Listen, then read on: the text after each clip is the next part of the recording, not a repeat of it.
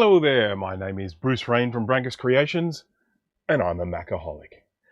Thank you to everyone for joining. I do appreciate everyone hopping on. I think, well, this is what is a Sunday sort of morning here, and I guess it's probably Saturday evening where a lot of other people are at the moment. So hello to all. A quick hello to Trina, Nate, who couldn't stick around. I'll say hello to him anyway.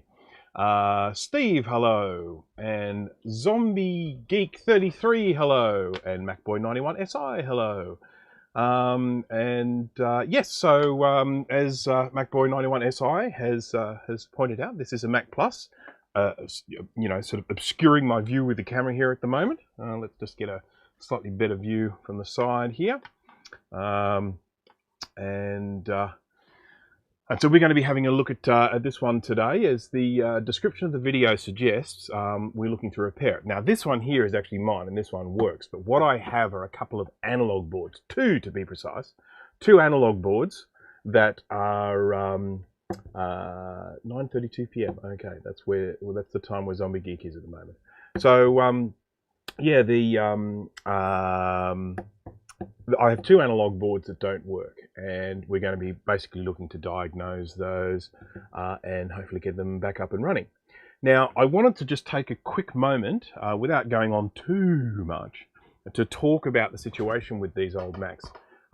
We had some excitement last time I worked on an older Mac, which is a Mac SE, when the diode blew up while I was actually working on it, and I squealed a little. Who knows, we might get the same thing here today. But one of the things that I do actually find a little bit frustrating with these Mac Pluses is on the forums and stuff like that, where people say, hey, my Mac Plus is dead. And then the first response that comes back is someone saying, has it been recapped? And I can see that those people are, you know, trying to be helpful by saying that. But of course, a lot of these Macs, they don't all necessarily have the same problems. And the Mac Plus in particular actually has really good caps in it. And I'm not saying they can't fail. Of course they can fail. Every capacitor can and will fail.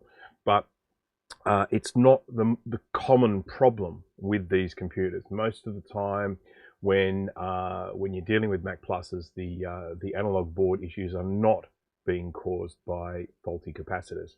So in the instance of this one, the customer has actually sent me these boards and they've said, oh, can you recap them, please? And it's like, well, I can, but I actually don't think the caps are going to be the problem. So I plan to repair them, get them up and running, and then I'll get back to the customer and say, look, you know, they're up and running now. I can still recap it if you want, but, you know, it may not even need it. So, okay, what's this?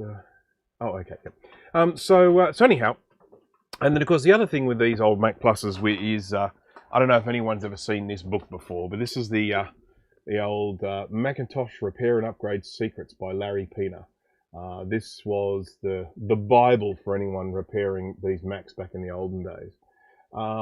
One of the problems, Scarlet Swordfish, hello, thank you for joining. Actually, and Don, hello. I must actually say a quick shout out to anyone who is new, anyone who's watching the stream for the first time. Please jump onto the chat and say hello. Always like to say hello to new viewers. Okay. Incidentally, Steve Mac84, who's on there, he did a live stream at some ridiculous hour this morning. I don't know, what was it, 9 a.m. or something US time? Who does that on a Saturday? And he spent a bit of, I haven't had a chance to watch the whole stream yet, but he spent a bit of time with some MacBooks, and that was that's a lot of fun. I mean, it's a PowerBook, sorry, and I love those old PowerBooks. I think there was a 12-inch PowerBook you had in there, Steve, and there was like a 15-inch there as well. Yeah, lots of fun, those things. So now, yeah. So anyhow, this book. This is available. If you do a Google search for this, you will find a PDF of this on the interwebs. So I actually have a very well worn out printed copy. This one was published in 1990. And the important thing to keep in mind is that that's 30 years ago, which means that these were problems that these Macs were encountering 30 years ago. But a lot of the problems they're encountering now are slightly different because it's 30 years later. They won't necessarily, and this is still very handy for diagnosis, but But anyhow, I just thought I'd mention that book because it is, if you're working on these old Macs, good to have around, some good reference material in there. In particular, in the back, they have all the components, all the component lists of all of the analog boards of the Mac Plus and the SE. So, and the original Mac, of course, which is the same as the Mac Plus, of both the international and the US board. So the US board is 110, 120 volts or whatever. This one here is a 240 volt one. The ones I'm going to be working on are a 240 volt. So basically, my customer bought a Mac Plus, US Mac Plus, 110, 120 volt, whatever. He wanted to convert it over. It's not a simple thing of just changing a few caps or something like that. You really can't logistically change a 120 volt to a 240 volt. So he bought a 240 volt analog board. He actually bought two of them, but they've both got problems. So we're basically trying to fix these up so that he can convert his Mac to a 100, back to a 240 volt, so he can use it here with this power. I'm getting heavily distracted here at the moment. If you will excuse me just for about 20 seconds, I need to just go and do something very quickly. I'll be right back.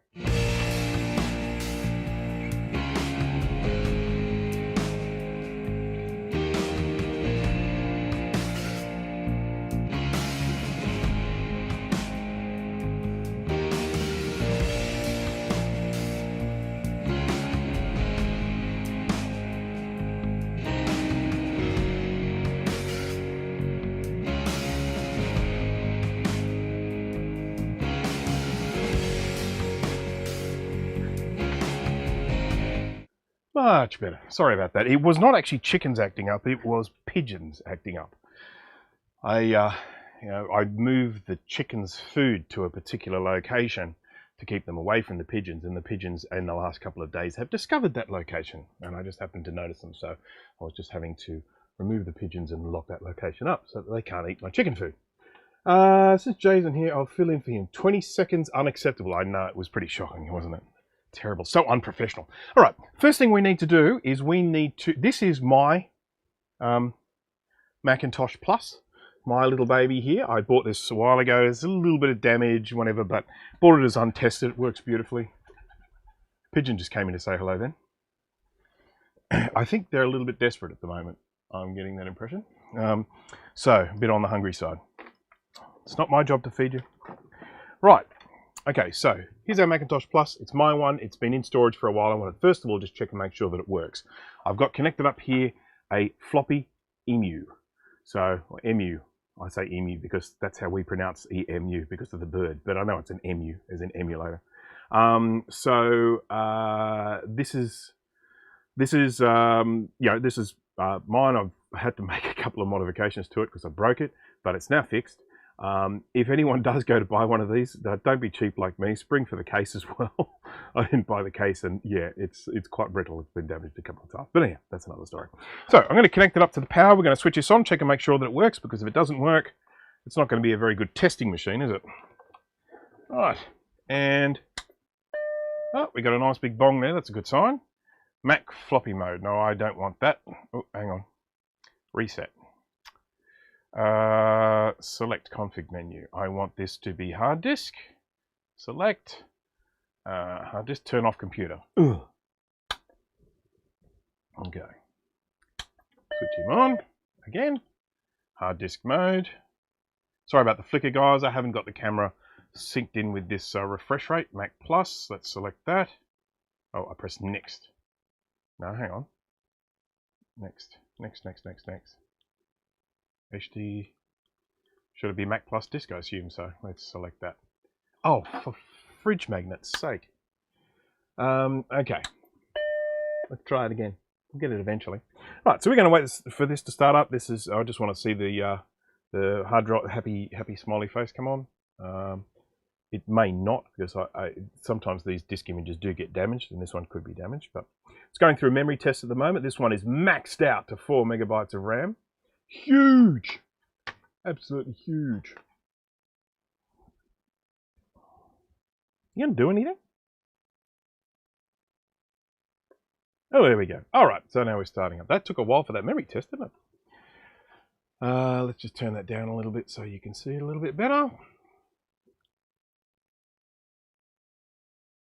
I actually did a video on a Mac Plus teardown, about 7 years ago, something like that, on my YouTube channel. It was, for a long time, my most popular video. It's been overtaken of ones I've done more recently, but yeah, that was, a lot of people have a lot of love for the Mac Plus, I can tell you that for sure. Okay, about the Finder, we've got system 6.08. And we've got 4 megabytes of memory, and the system is using 128 kilobytes of RAM. Pretty impressive, that, isn't it? When we compare it to, say, I don't know, Catalina? Right, so I'm going to shut this down now. I've basically shown that this computer works, so it's a good tester now for us to work with. I'll just disconnect all this stuff. There is a pigeon right there. Right there. What? What are you expecting to find in here?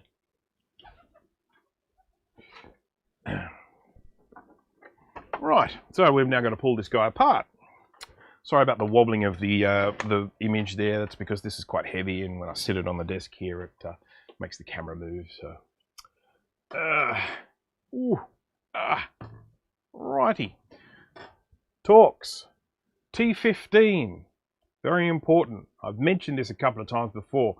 I used to have a little Torx screwdriver that I used that was really short. And I could just get it down the hole there and turn it like this, and it's like, yeah, that's great, all fine. And then one day I thought, I'm opening so many of these, why don't I get one of these long ones? Oh man, what a lifesaver these were. They are just so much easier to work with. We have to undo 5 screws to open up the Macintosh Plus. We have 2 screws that are designed for plastic. Sorry, 3 screws are designed for plastic, and 2 that are designed for screwing into metal. The plastic ones are silver in color, the metal ones are kind of black. If I can just get this in the hole there we go.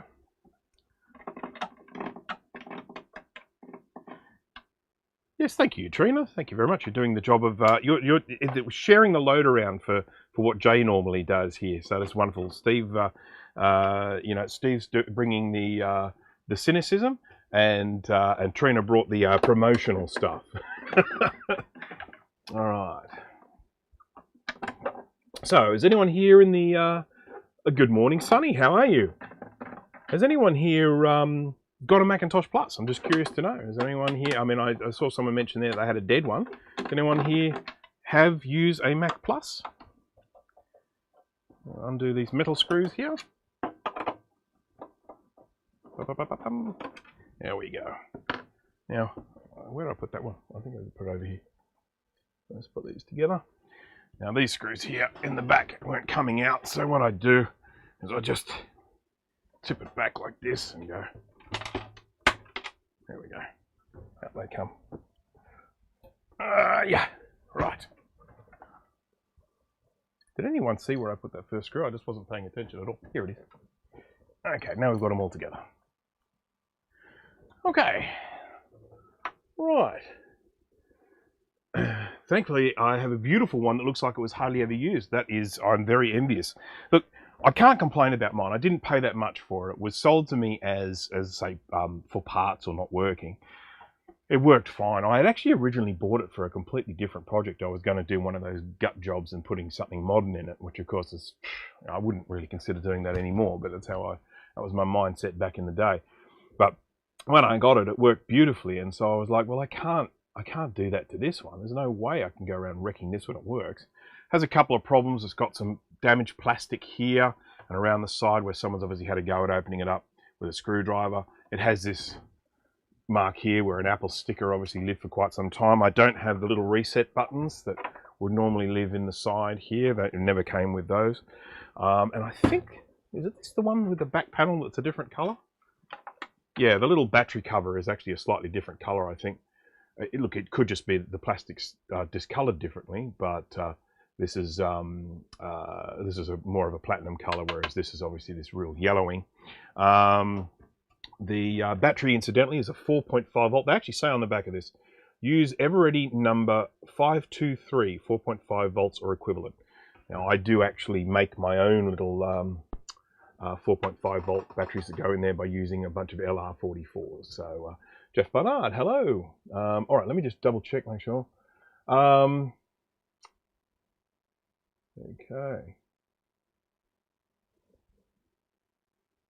Doing weird, clicky, chirpy sounds are not coming on. Well, the first thing I would recommend is grabbing that book that I was referring to before, doing a search for the PDF of this book, Macintosh Repair and Upgrade Secrets, Larry Pina. See what he says about chirping noises. He'll probably send you on the right track. After a 20SC external drive, aren't we all? Okay, so what I've got here is saying opting beautifully from SCSI to SD. Yeah, opting. I think that's meant to be something else. Booting beautifully from a SCSI to SD unit 2, possibly. Anyone know where to get a Mac Plus battery in Oz? So, Sonny, they're a little bit difficult to get hold of these days. You can buy them from the States. You're better off buying a few of them because they're quite expensive when you include the shipping. However, I am going to be releasing a video of how to do this. It's just I haven't filmed it yet, of how to actually make a 4.5 volt battery for these using LR44 batteries and a couple of little bits and pieces. You can end up making them for just a few dollars. So I will be releasing a video on that. And Protox07 I'll watch this later. Have a nice day. You have a nice day too. Thank you very much for that. Yes, I do like to obviously try and keep these going for as long as possible. All right. Okay. So I've got to open this up. As I've said before, I generally undo the screws and then I use my big puffy hands. Don't use a screwdriver. Everyone. It's so funny. I did a video of opening these up and I said, don't use a screwdriver. And then someone put in the comments, don't use a screwdriver to open it up. And I'm like, thanks for that. All right, so there we go. Big man hands. Right, off that comes. Now, can anyone tell me what I have to do before I start pulling this apart? Something fairly important that I have a video on my channel. And if you are planning to do this, I recommend watching the video for the sake of safety.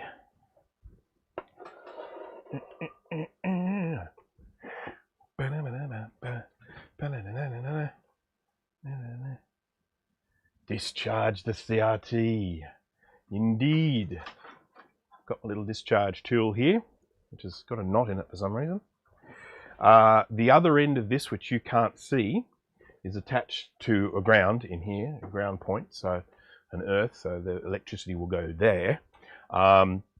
If you are in a place where you don't have a decent ground to connect it to, it's very easy for me here because I'm in a shed, I'm in a workshop, everything in here is metal.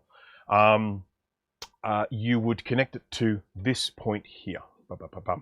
But very dangerous, risks involved. If you are going to do this, please watch my video first. Watch the video on discharging a CRT that I have on my channel. It's in the featured videos. Goes through all of the safety stuff, all the warnings, etc., etc., etc. So, right, let's. So this may not even have a charge in it, but we'll see. There we go. No crackle, nothing. There we go. Out she comes. Nothing. All right, so now we've got to start pulling this guy apart.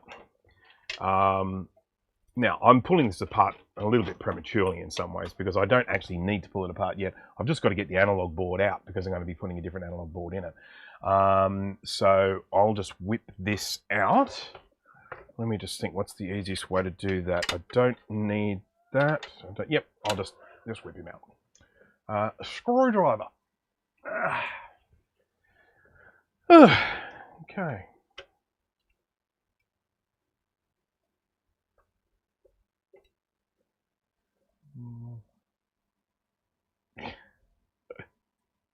Right. I really should put these. I'm getting a bit complacent because this is my computer, but I really should be putting these screws into a little Ziploc bag like I normally do. Okay, and we'll just undo these.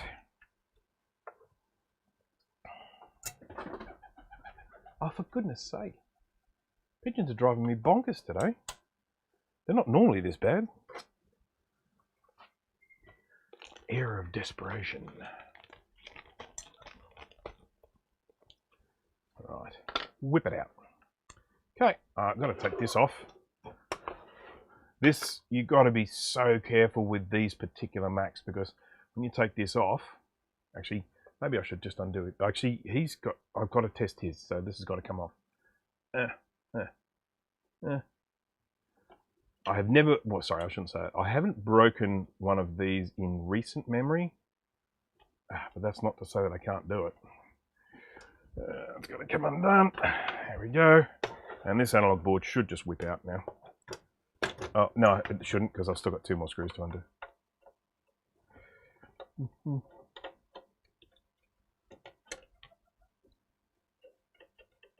Oh, that's cold, Dana. Hello, Dana, by the way.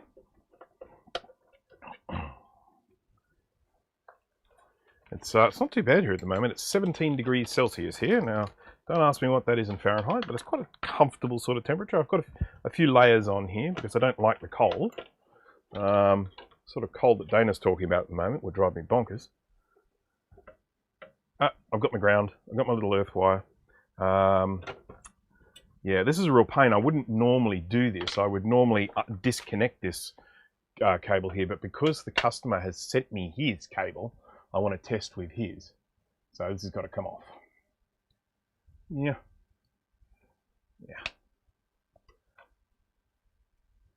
Now, if I do happen to break this CRT, I've got a spare one up there. Up there. Someone recently asked me if they could buy my spare one, because I had said, this person said, oh, I need a CRT. I said, look, I think I've got one. And they said, oh yeah, I'd love to buy it. And then they contacted me the other day and they said, oh, okay, can I buy it? And I said, I just realised it's the only one I've got. I mean, if I bust a customer's CRT, I really need to be able to have a spare ready to plonk back into it. So, all right, okay, so this is now all bare, a bit of corrosion there.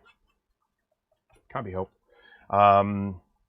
And as you can see, quite a bit of space inside these because no hard drive. We've basically got a floppy drive here, quite a lot of room. There were a lot of upgrades available for these where they had like additional layers you could stick on top of them and stuff like that. Yeah, fair bit of space inside this when you compare it to, say, an SE30 where it's a lot more tightly packed inside there. Okay, so shall we have a just quick look at the logic board? Just, for giggles.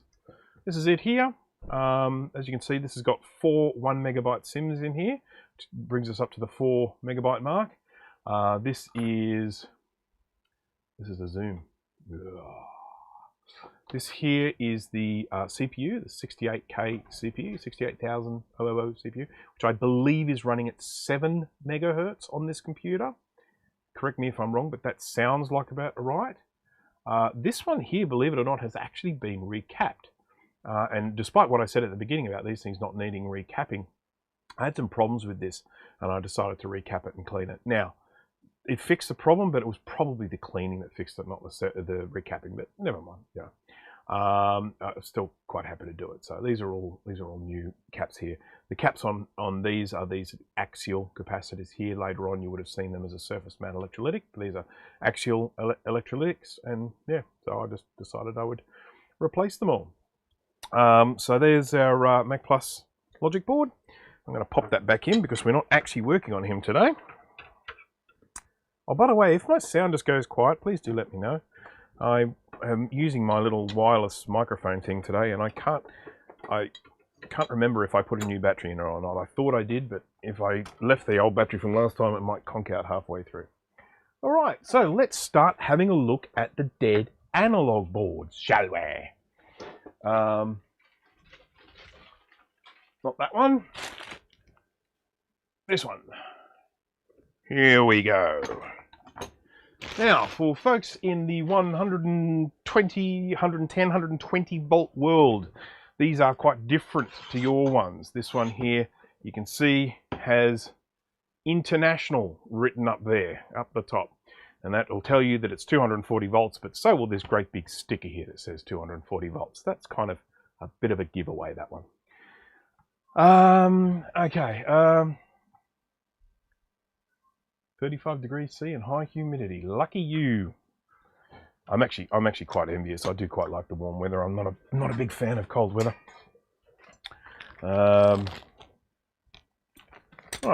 Just going to put all these in the little Ziploc bag. Keep everything together. Oh, do you want to see something fancy? Look at this. See that? That's a mouse connector. See, that's a mouse connector. Can you see that mouse connector? Like the Mac Plus type mouse connector. That is a genuine Lisa mouse connector. That is from a Lisa. I'm going to jump on eBay and I'm going to sell that for $1,000. Okay, so here is our analog board. As you can see, we've got quite a few capacitors. I don't see any of them swelling or bulging or looking nasty. Well, that one's a little bit bulging. Actually, no, it's not. It's just the trick of the light. The reason why capacitors bulge, someone asked me this yesterday, and I was having a chat with Ken, Crazy Ken, and I was just helping him do some research for a video, and he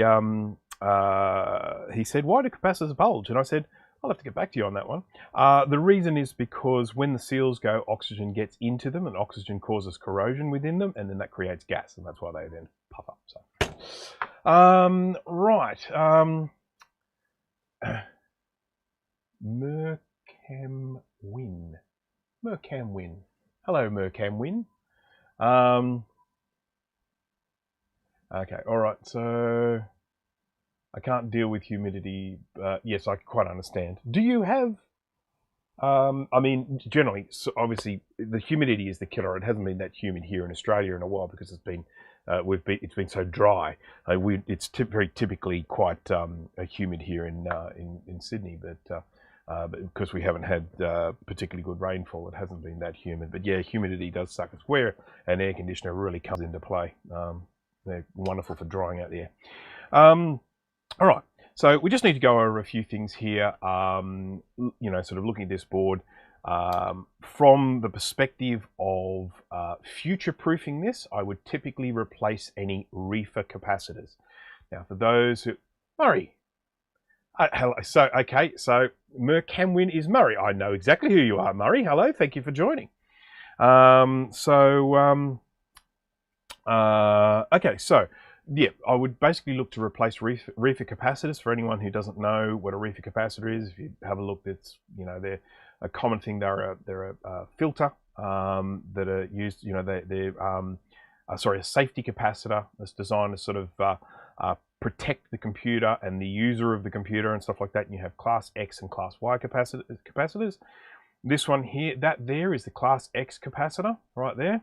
On this international board, it's C37. It's not the same on the US board, but that's C37.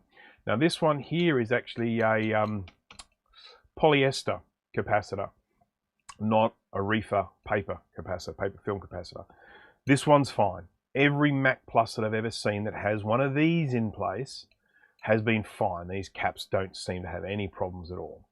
These two little ones here, which if I can get a little bit of zoomage going on, these are Class Y paper film capacitors. Look at that. Can I get a good zoom? Trying to get this right in the middle of the camera is very hard when you're doing it backwards. Okay, there we see them there. 2, 1, 2. Class Y capacitors, they are reefer capacitors, and I will replace them as part of future-proofing this computer. So there we go. Okay. Sorry, just going to have a look here.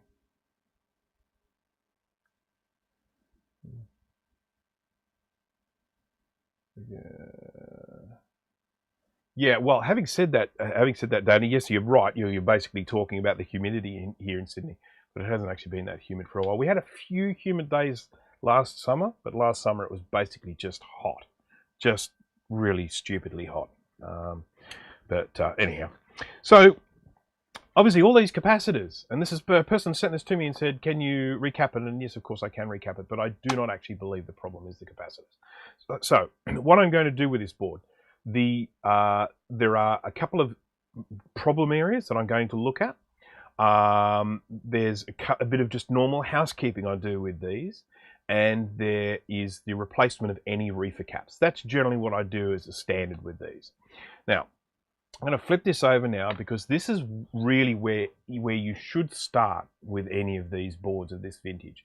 You should always start on this side because one of the most common problems with these are cracked solder joints. And pardon me, you've got to get those sorted out. So let's get this here. I can already see something on this board which is going to give me pause. Just going to get the old microscope up here. Sorry, guys. I have to lift it up so that I can get the board underneath it. All right, let me just see if I can get this in focus. It's going to be a bit of a challenge focus-wise because, yeah, okay, that's interesting. It's going to be a bit of a challenge focus-wise because this is on an angle, so it's going to come in and out of focus. So I apologise in advance for that.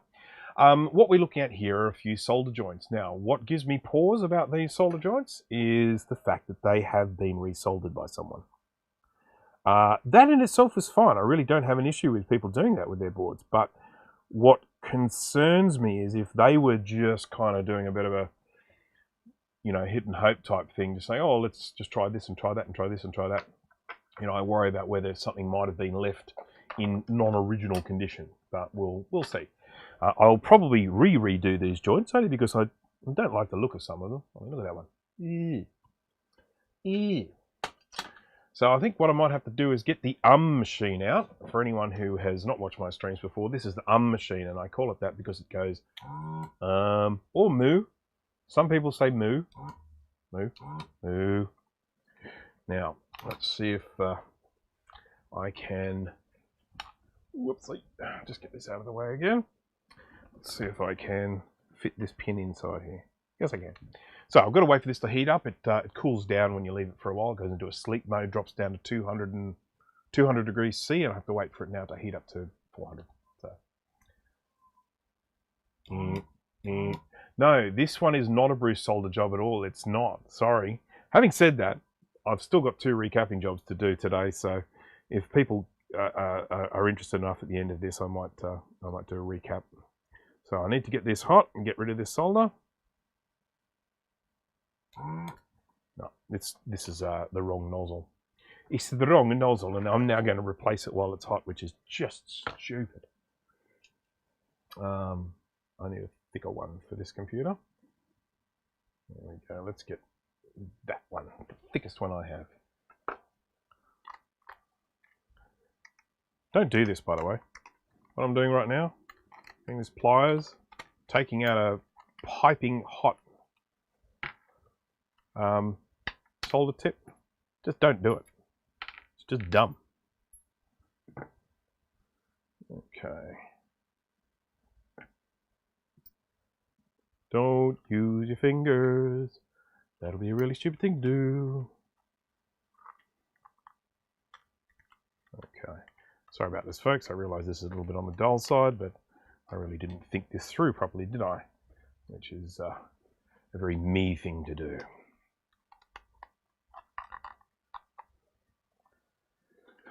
Right.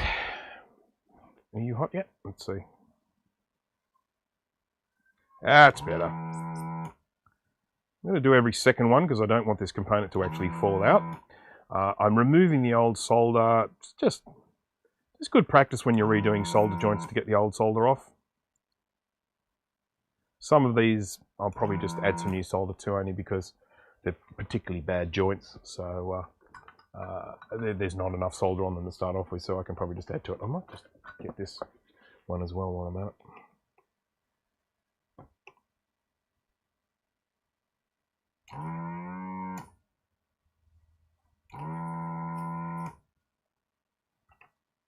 This pin doesn't fit inside the machine. That's enough solder off. Right, let's get some solder and make these joints beautiful. Be the best joints that they can. Let's start with this one. If this starts going on for too long, if there are too many joints. See Dana's question. Any particular spots where the joints crack on the analog boards? There absolutely are, and I am going to point those out. One of them is here, where I'm actually looking at the moment, which is the flyback transformer is on the other side. That's the big high voltage yucky thing. And the reason why that one can crack is because it's quite a large component, and there's that weight there, which can, you know, over time end up making those joints crack. But the most common spot where the joints crack are on, what do you call them, connectors. And in particular, is it J1, I think, or is it J7? I can't remember. I will show it when we get there. But I do believe, just from the initial glance that I've had, it has already been resoldered. So we're not likely to see any cracks on this one, because I think someone has actually gone in and dealt with them. But as I say, all I want to do is just tidy up some of these joints. Make them look a little bit nicer. Make sure when I'm doing these, I like to make sure that the heat is on the pin and on the pad. As I've mentioned in my videos before, when you're soldering, you need to make sure you've got heat on the two things you are wanting to join together. You can't just have heat on one of them. You've got to make sure the heat's getting to both of them. All right.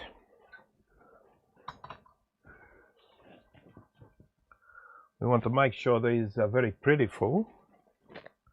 Okay.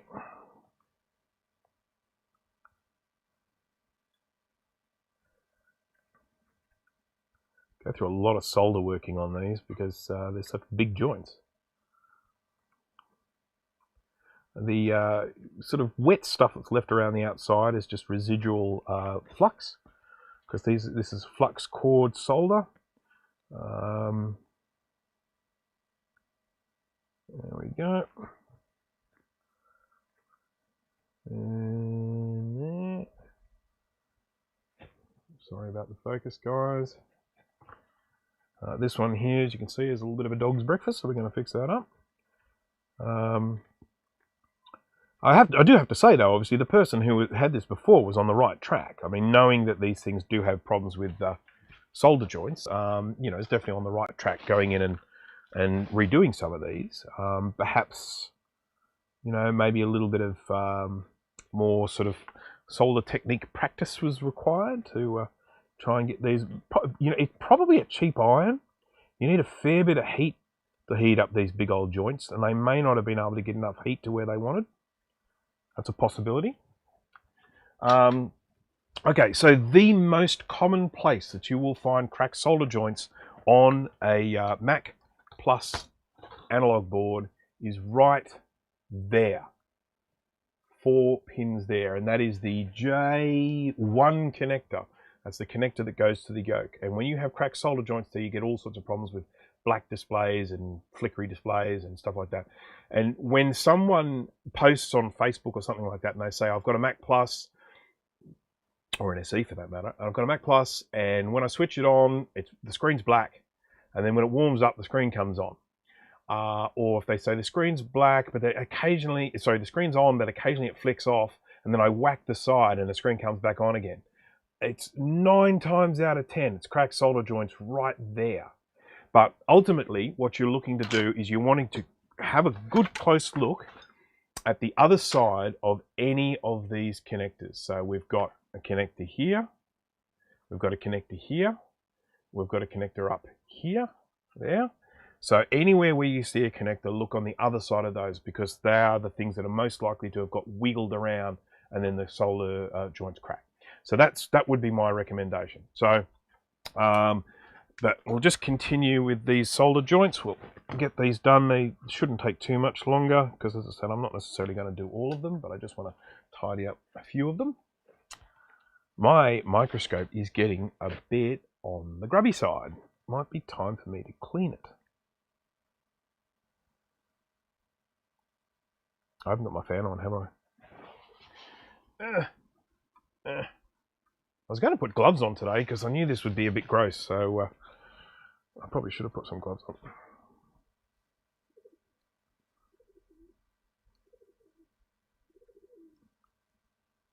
Yeah. I'm watching the solder actually harden. And we've got a few ugly ones here as well. Let's just get a little bit more solder onto this one. This one's not too bad. You can just tell. I can just tell where someone has been.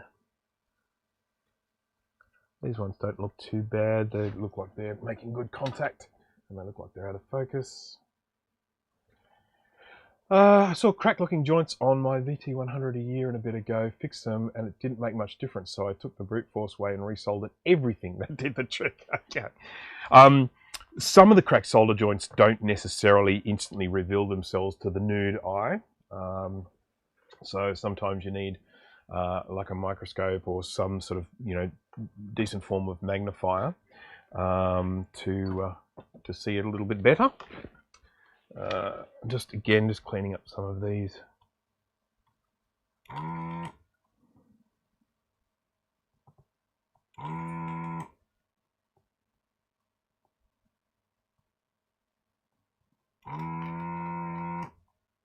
Sucking up a lot of solder today.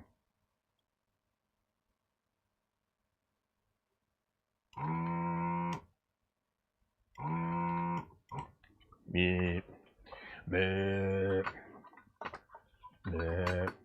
Dana, hello and welcome to the stream. What's all this then? Well, I can tell you what all this is. This is a Macintosh Plus analog board. This was sent to me by a customer. They want to get it working, so I'll just do a quick little recap on the story for anyone who might have missed the beginning. This customer has a Macintosh Plus that is designed for use in the US, so in other words, a 110/120 volt version. He wants to use it on 240 volts, which is what we use here in the land of Oz. And he got hold of, well, 2 analog boards. I don't know if he's going to use them in different computers. I have one as a spare or whatever the case may be. But he wants me to. Neither of these analog boards work. He knows the Mac Plus works because he's used the 120 volt with a transformer, so he knows the 120 volt board works. The 240 volt board doesn't work, so he sent it to me to fix it. And he basically said, hey, can you recap it? But what I was actually saying in the beginning is I generally know that most of the time the problems that these Mac Pluses encounter is not cap related. So I'm going to look at fixing it first, and then I'll get back to the customer and say, look, your board's working. I can still recap it if you want, but it probably doesn't need it. These Macs don't have the same problems with caps the newer ones do with the surface mount electrolytic. I reckon there's about a probably 95% chance I know what this is, and we'll test that in a moment. I'm just doing this as a precautionary measure because a few of these solder joints look a little on the rough side, and so I just want to tidy them up. So just sucking away the old solder, putting down some new solder.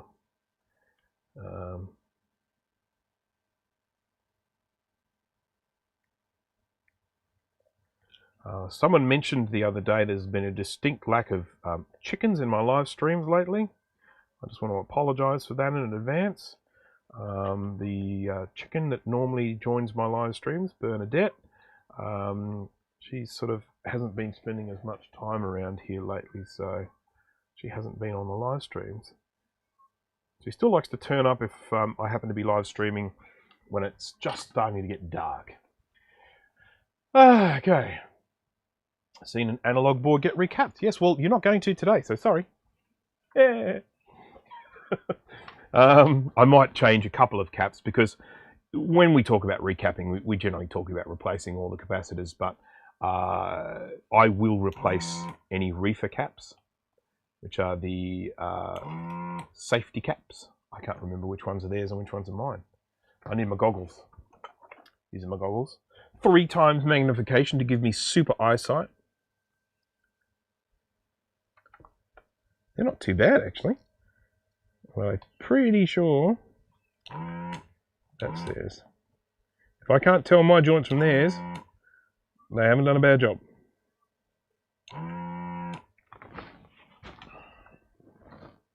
Here we go.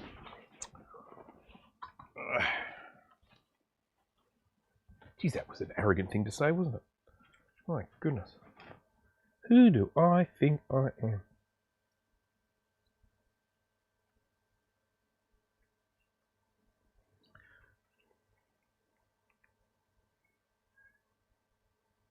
I'm using my big thick solder for this. I normally use quite thin solder when I'm doing the logic board stuff. But with this, you know, sort of just dumping so much solder in this, I could probably even use thicker solder than I'm using here now. Right. Some funniness going on down here. Just want to have a look at that very quickly. There's a couple of weird looking ones here. Two. That don't look too crash hot. Oh, Jay is here. Welcome. Thank you very much. And straight in with the promo stuff. Well, you are worth your weight in gold, Jay. Thank you very much for that. Appreciate it. Welcome to the live stream. I want to. I expect some very fancy excuse for why you weren't here at the beginning. Okay. Can't just be turning up to my live streams late. I mean, what?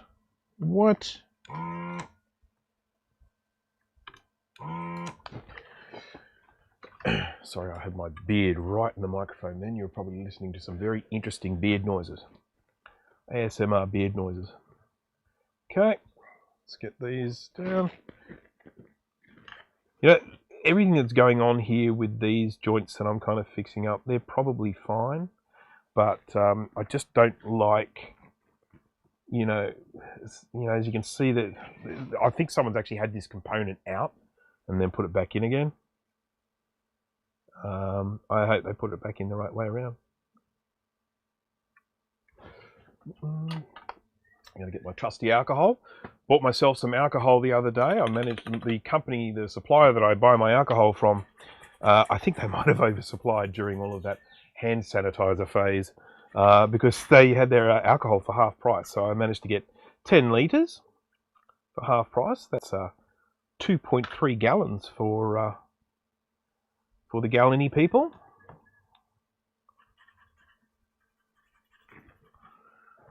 Okay, what have we got going on here? Yeah, not too bad. I might just look at that middle one.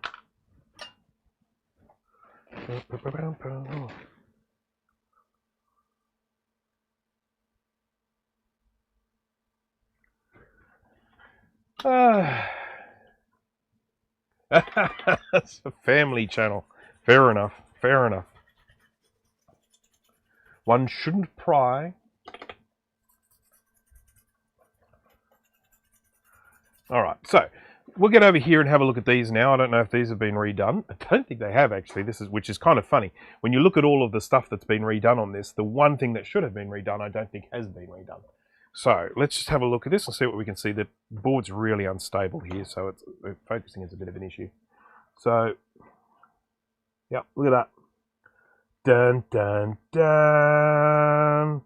Bum, ba, bum, ba, bum, ba, bum. That, my friends, is what we in the business call a cracked solder joint. So have a good look, soak it up, enjoy it, but that is something that definitely needs to be sorted out. And as I say, this is why this is the first thing I do whenever I'm looking at these, because this is exactly what happens. We get cracked solder joints. I should take a photo of that, shouldn't I? Will it let me? No, it won't let me in this mode. Okay, so nice cracked solder joints going on there. And as I say, this is the most common place you'll see it. J1 connector, the connector for the yoke. It might be called a different J on the international board, but this is where you want to check. So let's get rid of some of that solder and let's redo those. That's very important. I will do two. I'll do two and then another two, because if I take the solder off all four of them at once, the connector is going to fall out. And I don't want to do that. I don't want to have to put it back in again. So let's get rid of some solder.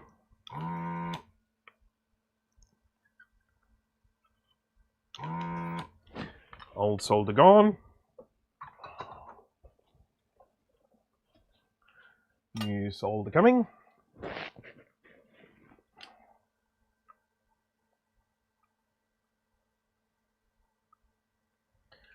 Do-do-do.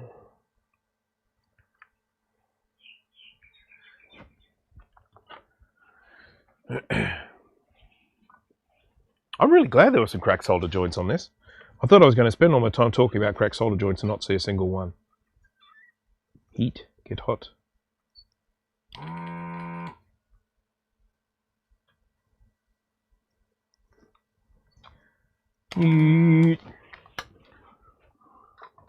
Sucking that solder. Just going to jump along here quickly because I've been preoccupied. I see I've got 24 viewers. Hello to everyone who is watching. If you haven't jumped on and said hello, please say hello. John Roberts, have I said hello to you? Ah, there you go. Hi, I can see you saying hello there. Hello, John. Bunch of cracked solder joints like that in my wife's Civic Digital Speedo. Stopped it flickering. There you go. Yep. The old cracked solder joints can give you a bit of grief.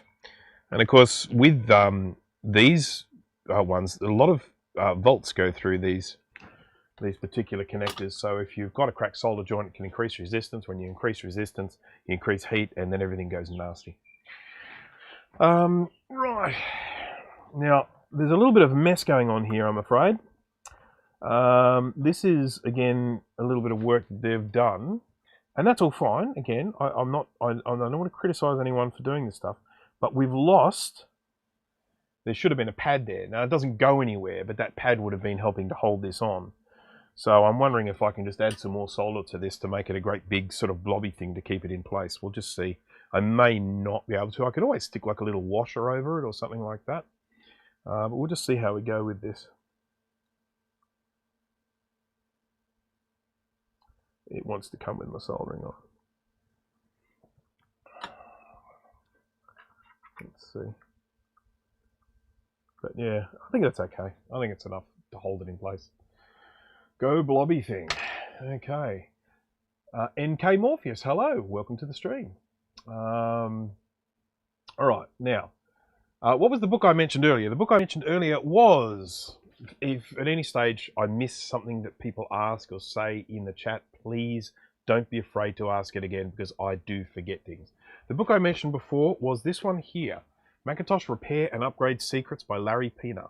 Now, if you do a search for that and just add PDF to the search, the search request you put, you should find a PDF version of this floating around on the interweb somewhere. The whole book in PDF. So some very handy stuff in there. But as I mentioned before, you do have to remember this is a book written 30 years ago. This is describing the problems that these computers were having 30 years ago. They're starting to develop different problems to what you see in these books, but still a good place to start. There's another one called The Dead Mac Scrolls, written by the same guy, and that one has a more kind of systematic approach in it for finding a problem. He's got pages of problems and then the potential cause underneath. So he'll go through and he'll say, oh, whirring sound. And then he'll say that could be this, this, this, and this, and this, with the most likely down to the least likely. So that one's also a really good book. This one's more along the lines of, here's your Mac, let's start from the beginning to the end. Here's everything you need to know about the power supply, everything you need to know about the video. And sometimes you can kind of end up having to go through several pages to find what it is you're looking for. So but besides the reefer caps, do these early 128 plus boards typically need any recaps done? Typically, no. One of the caps that does sometimes have problems is this guy here, but everything looks okay on this one, to be quite honest. I don't think any caps are going to need to be replaced on this at all. I suspect the problem lies somewhere else. So just to recap, just to reiterate, this board does not work. It is dead. It is a dead board, and they've asked me to recap it. But I am 95% sure that the problem is not the caps. So I am going to theoretically repair this, and then I am going to go back to them and say, look, it's repaired. I didn't need to replace the caps. I can still replace the caps if you want, but if you want to save a bit of dough, it probably doesn't need it right away. So I'm just cleaning this up a little bit. I like to have boards looking all clean and tidy. I'm just using isopropyl alcohol and a toothbrush. Just get some of that old flux off the board. And then we're going to move into diagnostics mode. Try and figure out what the problem is. Oh, I can see some solder joints that don't look too nice, so I'm going to fix those now.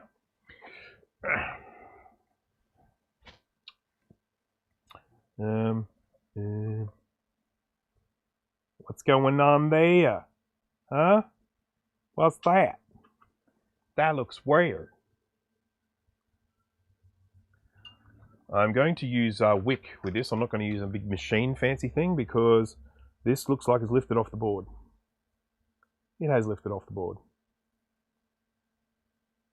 What's happened is the person has taken the component out, and then when they pushed it back in, they pushed the pad off the board. Now, what I'm going to do, I'm going to create it's still making contact, that's all fine, but what I'm going to do is I'm going to create sort of like a buttress on this pad to try and make it a little bit stronger. I may use a little bit of UV solder mask afterwards as well to strengthen it up. Now, can anyone tell me where my scalpel is? Found it. Okay, so let's scrape some of this off. This is just the solder mask on this pad. We're revealing some nice fresh copper there. And then I am going to put a little bit of flux on it. Delicious flux. Be right back. Okay, Steve, see you when you get back. I probably won't see you, but I might see what you type. Thank you for that, Scarlet Swordfish. Yes, please do click on the like button if you like the video. And you know what? If you don't like it, click on the little downward thumb thing. I don't mind. So, here's what I'm going to do with this. I'm just making it so that there's solder, you know, going a little bit further along than just that pad, just to provide a little bit of extra strength here. And then, as I say, I'm going to, I'll put some UV solder mask on that afterwards. I could use a little bit of adhesive or something like that. Wicked good. Pedro147, thank you for joining all the way from Canberra. For folks who don't know where Canberra is, that's it's the capital of Australia. It's within Australian Capital Territory, which is kind of this little section, this little piece inside New South Wales. It's where we keep all of our politicians.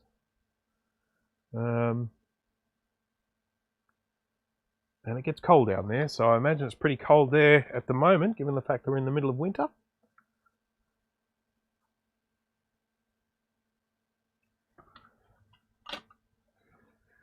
Okay.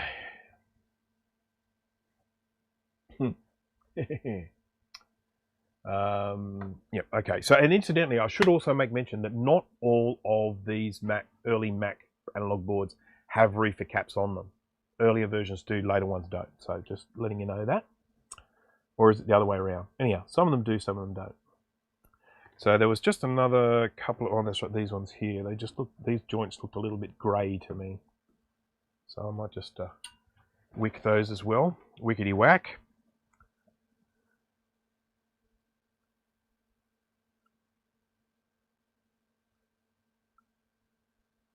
Lot of solder.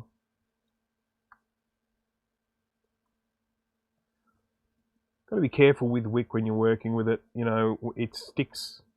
It can stick if it dries onto the component. Don't yank it if that happens.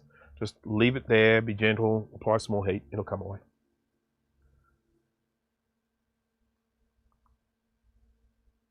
Okay. I think that's probably it. The only thing I'm not particularly happy with is that joint that I showed you before, where they actually lost a bit of the pad. I may do something a little bit nicer with that. But we now move on to the diagnostics phase, because I'm reasonably happy with these solder joints now. Or am I? One more. Sorry guys. Sorry. Look at those. I don't like those. I don't like those. Sorry. I promise this will be the last.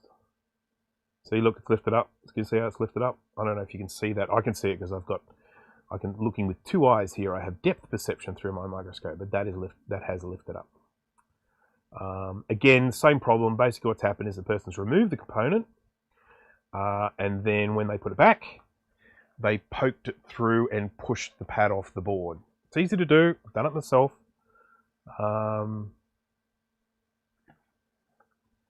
Okay.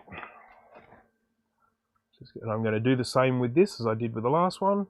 Just going to try and push this down as best as I can.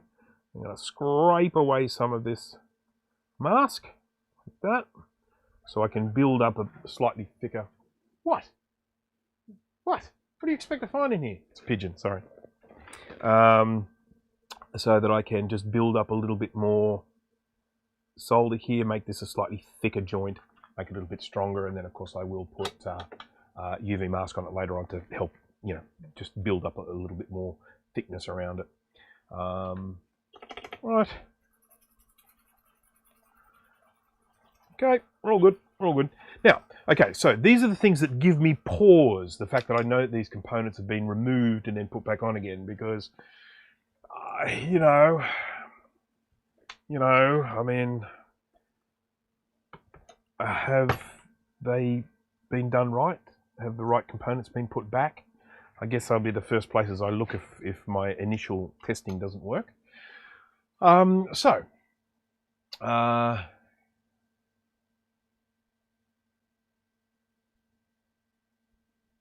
Okay, just looking here, just checking to make sure that I'm catching up on everything. Never met an Australian in America. That's crazy. They're around. Okay, so... Oh, that's gross. I've got to clean that. Okay, so let's have a look at this here. Now, typically when I'm dealing with a dead Macintosh Plus board, not dealing with flapping noises or, you know, weird things like that. If it's dead, nothing going on. Dead, dead, dead, dead. Two places I'll be looking at are, first of all, exploded reefer caps. Well, these reefer caps here don't look too bad. This one here is not a reefer, so that's not a problem. Obviously, we've got a fuse here, but it's never the fuse, is it? Fuse never goes. I mean, that fuse is fine, but we'll check it. I'll put my multimeter into beepity beep mode. And we'll grab our probes. Beep, beep, beep, beep. And go from here to here. Beep. It's fine. Fuse is fine. Fuse is always fine. Never seen no fuse go. Okay, so we've done the first obvious thing. We've checked those couple of things there. Now I am going to replace these because, you know, it's my duty. But the next place I check, oh, incidentally, there are these diodes up here. That's not the next place, but that's what I will check after the next thing. That's the, what do they call it? Bridge rectifier. That's what turns AC into DC current. So I check these resistors along the bottom. See how I've got these resistors along here? That's what I check. First one I check is this one here, R55. Now it's a different number on the US board, but there is an equivalent sort of resistor on the US board as well. And particularly in Australia, we often have problems with R55. First of all, because some of them, they put a massively underpowered resistor on there, not enough, you know, wattage on it. The other is the fact that Macintosh Pluses don't have a fan in them. They don't have any cooling. And it's bloody hot here in this country. And these do have a tendency to sometimes overheat. Now that there is, depending on which board you have, it might be a 30 kilo ohm, it might be a 33 kilo ohm. This one here is a 33 kilo ohm. Oh, by the way, anyone who's wanting to test resistors and know about it, everyone talks about the colors and remembering the colors. I don't remember the colors. My brain doesn't allow me to do that. I don't have that sort of brain to remember those sorts of things. I use an application, a phone app called R Toolkit. Just R Toolkit. And this is it here. There we go. And what it has is you can decide what sort of cap you want to look at here. So let's just say we've got a choice here: 4-band, 5-band, 5-band, SMD, surface mount device. Okay, so if we go to 4-band, and I can put in what's already here: orange, orange, orange, gold. I can just basically choose the band colors that they are: orange, orange, orange, gold, and then it will show me what the resistance is on it up there from those codes. If, as I say, if you've got a brain like mine that doesn't remember things, R Toolkit app, very handy to have. So now that we've got through that unpleasantness, This is the first thing we're going to test here. This resistor right there, 33 kilo ohms. I'm going to grab this little multimeter. Let's see if we can get this viewable. Where am I? Where am I? Where am I? That way? That way. There we go. Okay. Getting this in view. There we go. Let's see if I can set this up in view and not block the other view. There we go. Look at that. We see that? That's a M ohm. That there, that's what you see there. That's M. It stands for mega ohm. It's like 1,000,000 ohms or something like that. All right. So let's get our multimeter. We'll put one probe on one side of this resistor, one probe on the other side of this resistor. Get in there. And we are currently reading 2.65 mega ohms. That's not 33 kilo ohms, is it? Not by a long shot.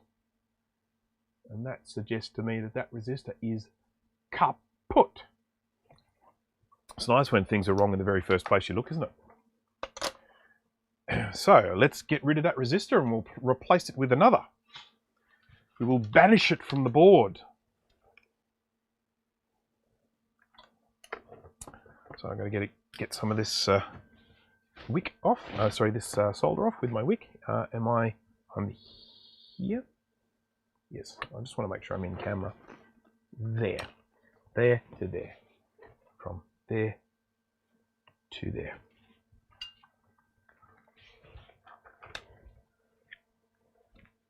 Trina, taking off for the night.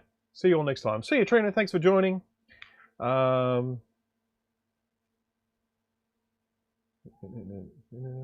Just checking on the chat. That's a lot of caps for a computer that just runs a screen and a floppy disk. Well, it's a power supply as well. It's a power supply, a CRT. So, you know, obviously what we're seeing, but yes, you're right, but yeah, I mean, so, but it is, we do also have to remember that this is a device that came out in 1986.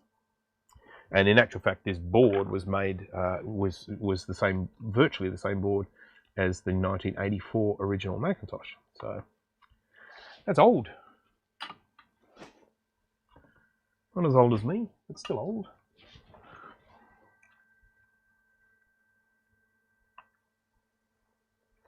That's old farts. Back in my day.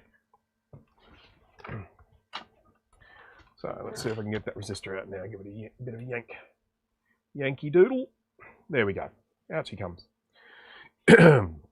So that is meant to be a 33 kilo ohm resistor. Oh, incidentally, if you're testing resistors in the board, you will often get, not always, but you'll sometimes get the right measurement and you sometimes get a wrong measurement. But if the measurement is inaccurate when you're testing in board, excuse me, if you're testing in board, it can be inaccurate less than, or you know, less resistance than, but not greater than. This one was far higher than it should have been. Octamed, thank you for joining. So is it possible to repair a flyback transformer? Not that I know of. They're sealed up pretty tight. I'm sure there might be some people out there that can do it, but not that I know. It's certainly not a skill that I have. So when you're measuring a resistor in board, what you have to remember is you're putting the probes at either side of the resistor. So that electricity you're measuring going between the resistor. But that resistor is connected to traces on the board, and those traces can be going all over the place. Now, on their travels on the board, they might actually go through a lesser resistor or something like that. So you might actually end up in a situation where you're reading a lower reading because that power has a shorter path to the other side via the traces on the board.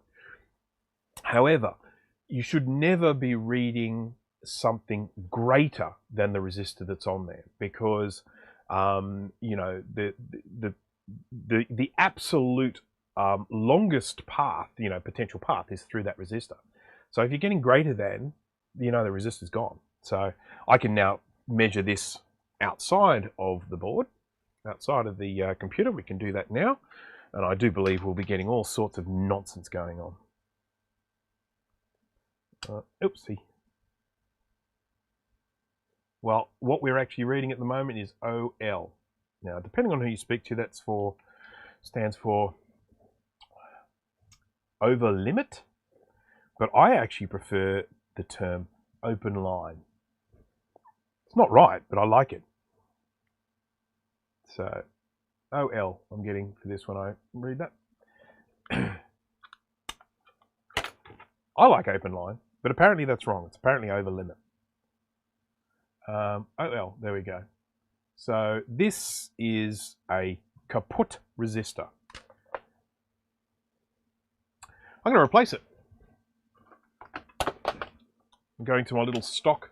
I've replaced some resistors that these guys do go, and you might notice that the one I'm going to put in its place is significantly bigger. Let me just zoom in a little bit here so you can see. Oh wow, look at that. Right. Here is the original. There. And here is the replacement. As you can see, the one I'm putting in is a much higher wattage, much bigger. So in theory, I don't think this one's ever going to bust. So let's do that now, because that's the fun bit. That's where we start doing repairs instead of just me yakking. Speaking of yakking, Mac Yak. If you've never watched it, you should, if you like Macs.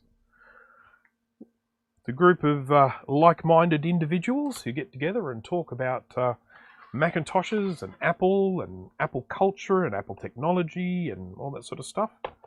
Mac Yak. We get together once a week. We live stream our discussion, and it's quite a bit of fun. So, Lincoln logs. Okay, so now I've just put the Lincoln log in. So let's do a bit of solderage on that.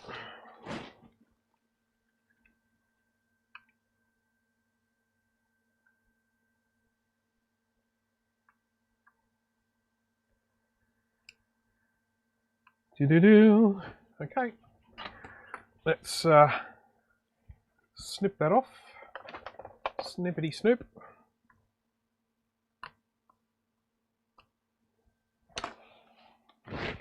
And let's just go and measure that now, and we'll see what we get on the old multimeter with the new one in place. Oopsie.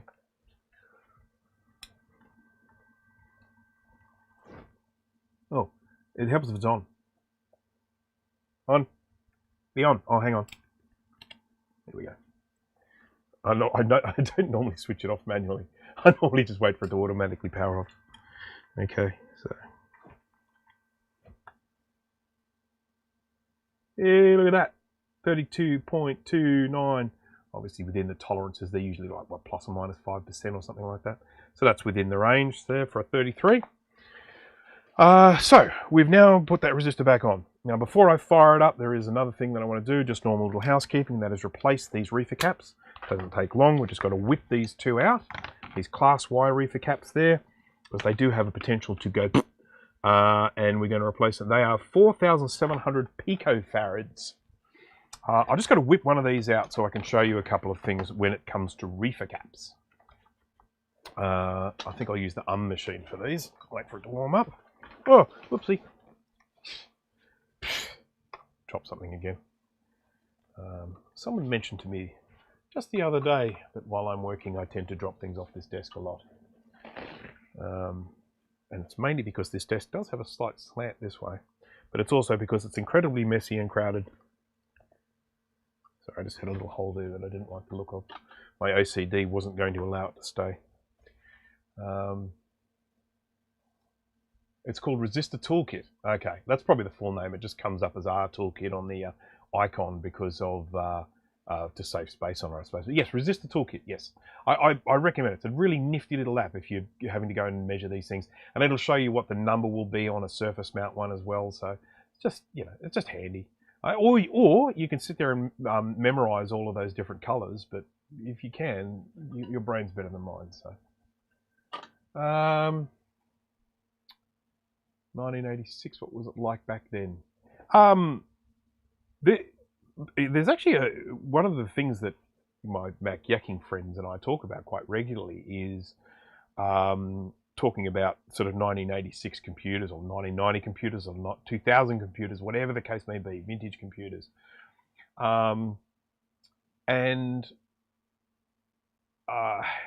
It's very easy to look at something today and go, oh man, that's slow, something like that. I mean, you take something like a 1970 Dodge Challenger, beautiful piece of American muscle, beautiful car. Now, you put that on a racetrack today with a modern sports car, and the Challenger's going to get left behind in a big way. But does that mean that it was an incredibly fast, powerful car at the time? Absolutely not. These were groundbreaking at the time. A Mac Plus, what you could do with a Mac Plus, a computer that could be upgraded to 4 megabytes of RAM, that was just like, whoa, what would you ever need 4 megabytes for? That is incredible. I mean, this incredibly high resolution screen, 512 by 384. Playing games on these was great fun. Okay, it lacked color. We know it lacked color. Which is, for sort of people using Amigas or whatever the case may be, that's always the first complaint. Oh, it lacks color. And I get that. I understand that. But I tell you what, I mean, I went gaga over Mac Plus back in the day. I just thought they were the most amazing thing out there. Okay, so got to rip up the carpet. I'll be back. Okay, is that a literal statement or is it a euphemism for something? But okay, assuming it's a literal statement, have fun lifting up the carpet. Now we can go up to 2 terabytes of RAM or more. Yeah, but here's a really interesting thing, and this is something that we talk about on the Mac Yak show quite a bit. Large amounts of both storage, memory, and CPU speed have led to an incredible laziness. I used a Lisa recently, an Apple Lisa, and I found it unbelievably slow using the operating system of the era. Now, that's using the Lisa Officeworks, whatever it's called. Office something. Office Lisa, I can't remember. By contrast, a Macintosh, the original Macintosh, was way, way, way faster. And even though they were very comparable, okay, the Lisa was a 5 megahertz, the Macintosh was 7 megahertz CPU, but are ultimately the same CPU. They're very, very comparable in terms of spec. And the Macintosh was faster. And the main reason why it was faster was because they spent a lot of time refining the operating system, refining everything down to work quicker, more efficiently, using less memory, just processing faster. So you end up with things, being very, quite zippy. I mean, if you use these with a period-specific operating system, they're actually quite quick. Okay, you're going to do Photoshop retouching on them? No. Are you going to watch YouTube videos? No. But if you are using the period-specific software, these things are actually quite quick. They were designed that way. So, right, now I'm going to undo these 4 little soldery blobs here so that I can take these reefer caps out. Screw 10 pounds of coat into 5-pound bag. So to speak, they don't do that anymore. Coding has gotten lazy in that respect. Yeah, totally. I mean, why go in and rewrite things efficiently when, it doesn't matter. I mean, people have got fast computers these days. We'll just leave it as it is.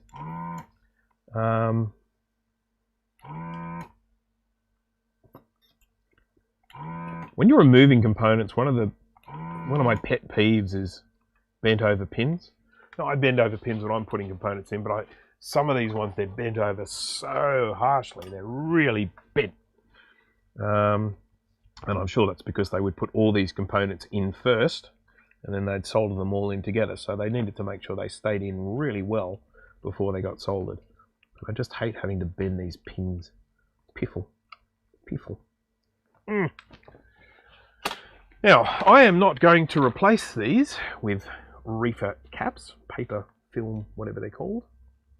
I'm going to replace them with modern polyester equivalents.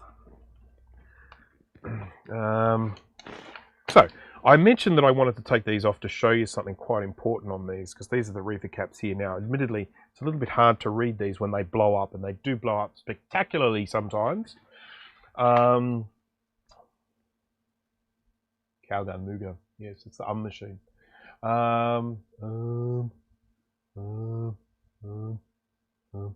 Alright, so Linux is a bit more efficient, yes, agreed. And of course, one of the things I love about Linux is how many things you can run it on. You can just run it on just about anything. Can't seem to find the app. The only thing that looks close enough is called Electronics Toolkit. Oh, that's a bugger. I'll see if I can find it.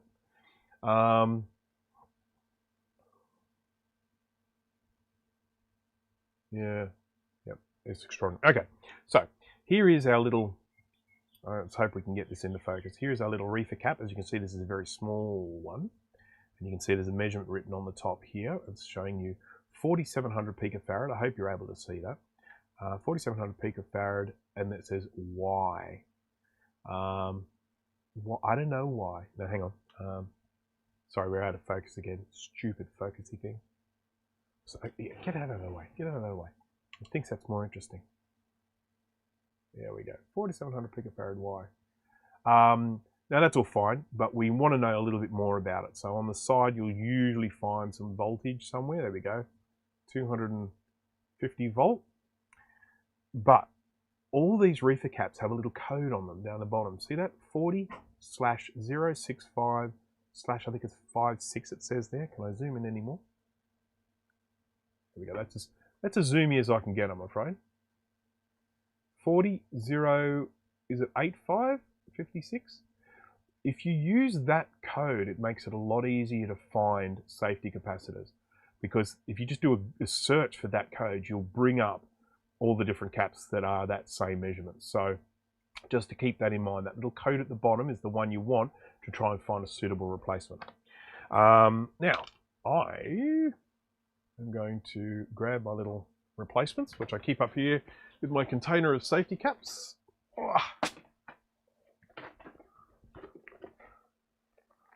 Now, as I mentioned before, this is 4,700 picofarad, which is equivalent to 0.0047 microfarad.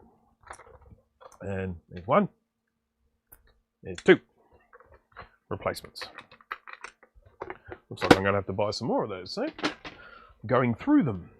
So, here's our little replacements. I'm going to pop those in.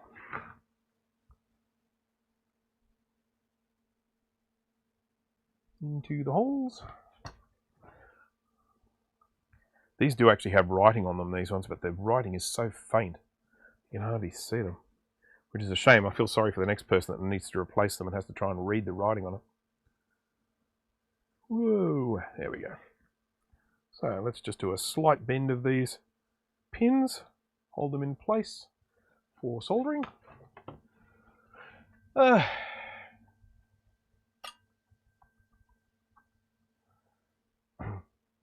Guess they don't have one for Android. Oh dear. Oh well. Sorry. It's an app worth buying an iPhone for. It's not really, but you know. Where to put my solder? Over here. Don't know why, but it's over here. Let's do some more soldering. This won't take long. I don't even know why I bothered to use a microscope for this. Let's face it, they're great big huge solder joints. Looking good, looking good. Be right back. Okay, no worries, Jay. See you shortly. Oh, probably won't see you. But snippety snip some pins off. And then I'll just do my normal thing where I grab a little toothbrush and some alcohol to clean off a little bit of that residual flux. The board on the whole is not looking too bad now, I think, would be my assessment. I'm ready to test this now. It may not be fixed, but when you have a capacitor, a resistor blown like that, so rather, so conclusively, it's, I mean, it's blown. I've just got some flux cleaner here. I'm just going to clean the inside of this anode cap. It's really gross.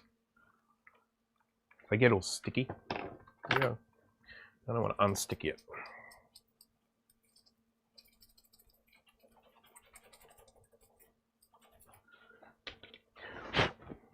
There we go. Making things look sparkling clean.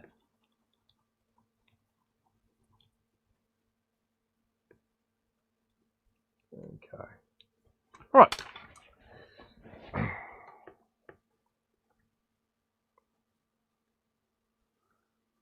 Looking much better now. It looks like new.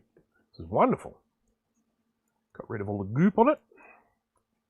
Nice shiny anode cap. Worth mentioning with these flyback transformers that you see here, these ones here, they're quite large barrel, and you can actually see on the board, if I do a little bit of a zoom again, sorry, on this board you can see there's 2 rings of holes here for the pins to go through. There's this outer ring, and then there's an inner ring. Now the reason why there's an inner ring is because on some of the boards they used a much smaller flyback transformer that were quite prone to failure. These larger ones are a lot more robust, and I'll be honest, I've never had one of these go. I'm not saying they don't go, they do, but I've never had one go. So they're fairly rare to actually go on those things. So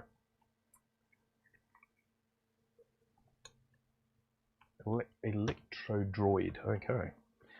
All right, so I'm ready to test this now. So isn't that exciting? I'm sure everyone's, holding their breath, waiting to see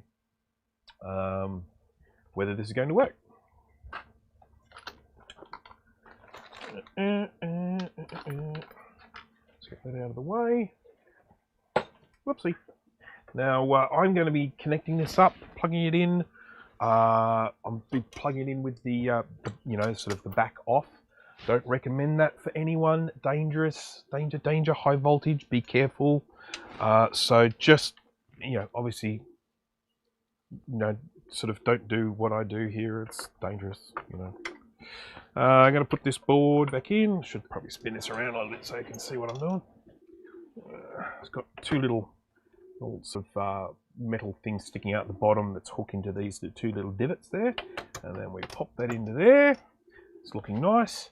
We've got a few things to connect up. We need to connect up J1, which is that one I was talking about before. Can I zoom out wide enough to get what I'm doing in here? Yes, I can. So there's a J1 connector here. That's the one that is connected to the yoke. That is the yoke right there.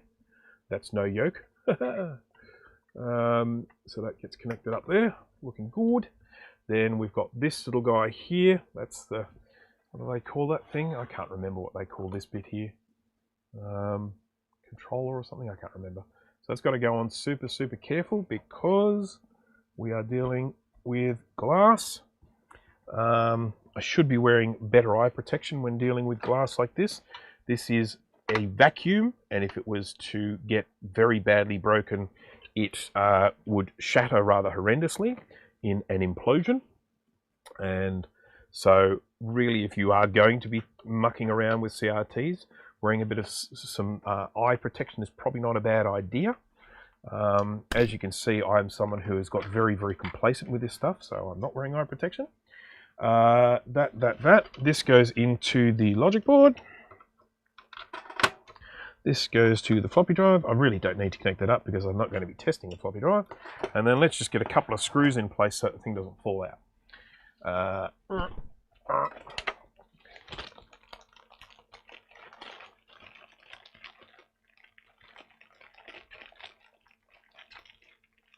No magic smoke would equal a win. Now, I would be very surprised to get smoke on this. As I mentioned before, the smoke typically comes from blown reefer caps. No more reefer caps on this anymore, so unlikely that we're going to get any smoke. I'm not going to do up all the screws on this one, just a couple. I'm going to connect up the ground, the earth, because we are the safeties here. And then I'm going to just put one screw probably here just to hold the board in reasonably well while I do this. Oh. Come on. Come on. There we go. Right. There's the hole. There it is. Got the hole? Wrong screw. They're not all the same. They look the same, but they're not all the same. Ay, caramba.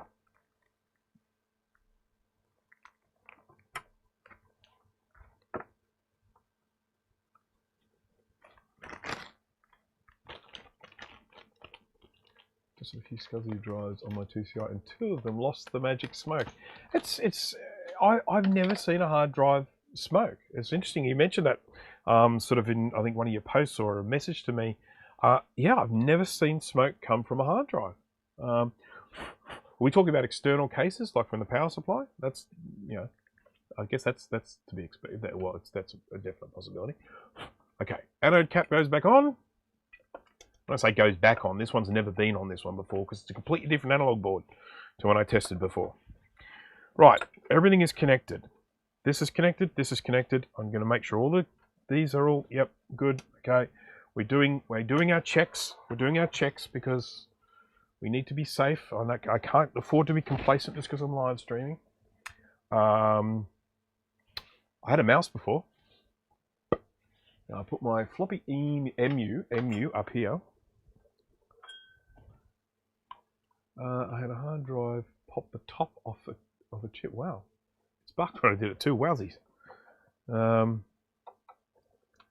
Okay, that's got a floppy MU connected. You know what I should do is I should check the voltage on it first before I do the floppy MU, don't you reckon? Because if the voltage is like really high, it might blow up the thingy. So let's not do that. Let's not do that just yet. So I won't connect the mouse yet. I'm just going to switch it on. Live voltage here. Super dangerous. Don't do as I do. Okay, so we're ready to go. I'm going to connect some power.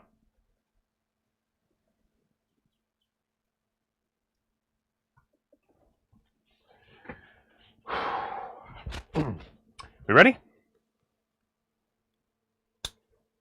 Oh, I've got flopping. Flop, flop, flop, flop, flop, flop, flop, flop, flop, flop, flop.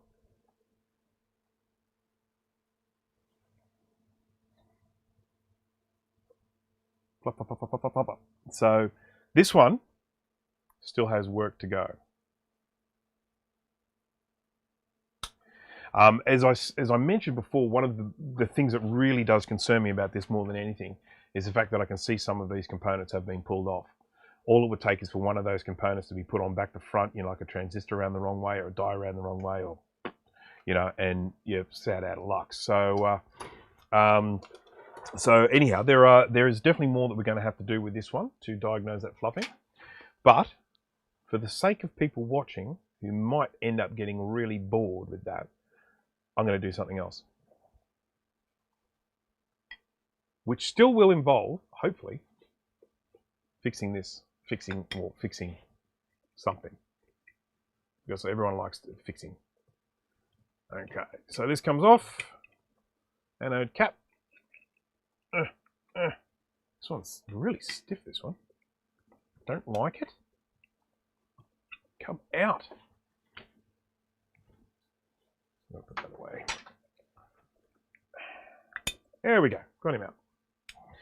So yeah, that's a bit of a bummer. Obviously, people who are watching are hoping this might work. It doesn't, and that's you know, that's a little bit on the disappointing side. I am going to have to go through and do some more diagnosis. Interestingly enough, I'll just show you something here very quickly. I should have checked the voltage while I was doing that, shouldn't I? Oz RetroComp, hello. Or tone, as I should say. Look in the book. Actually, this is probably not the best book for that. The other one would be better for that flopping sound. Pop, pop, pop, pop, pop. So anyhow, I'm going to have to you're going to have to do some more work on that. So I do apologise to folks that didn't fix immediately. Life's full of disappointments.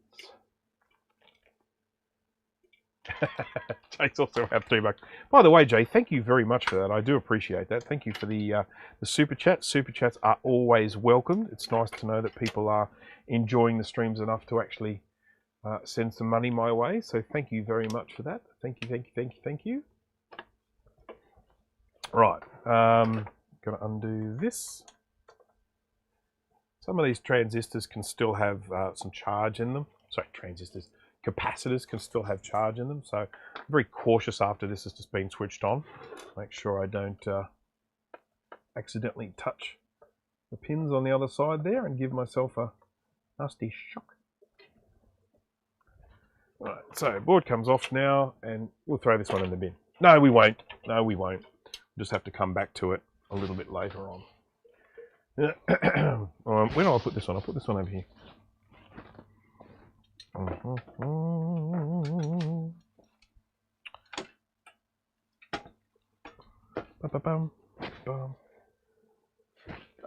This is going to go down here.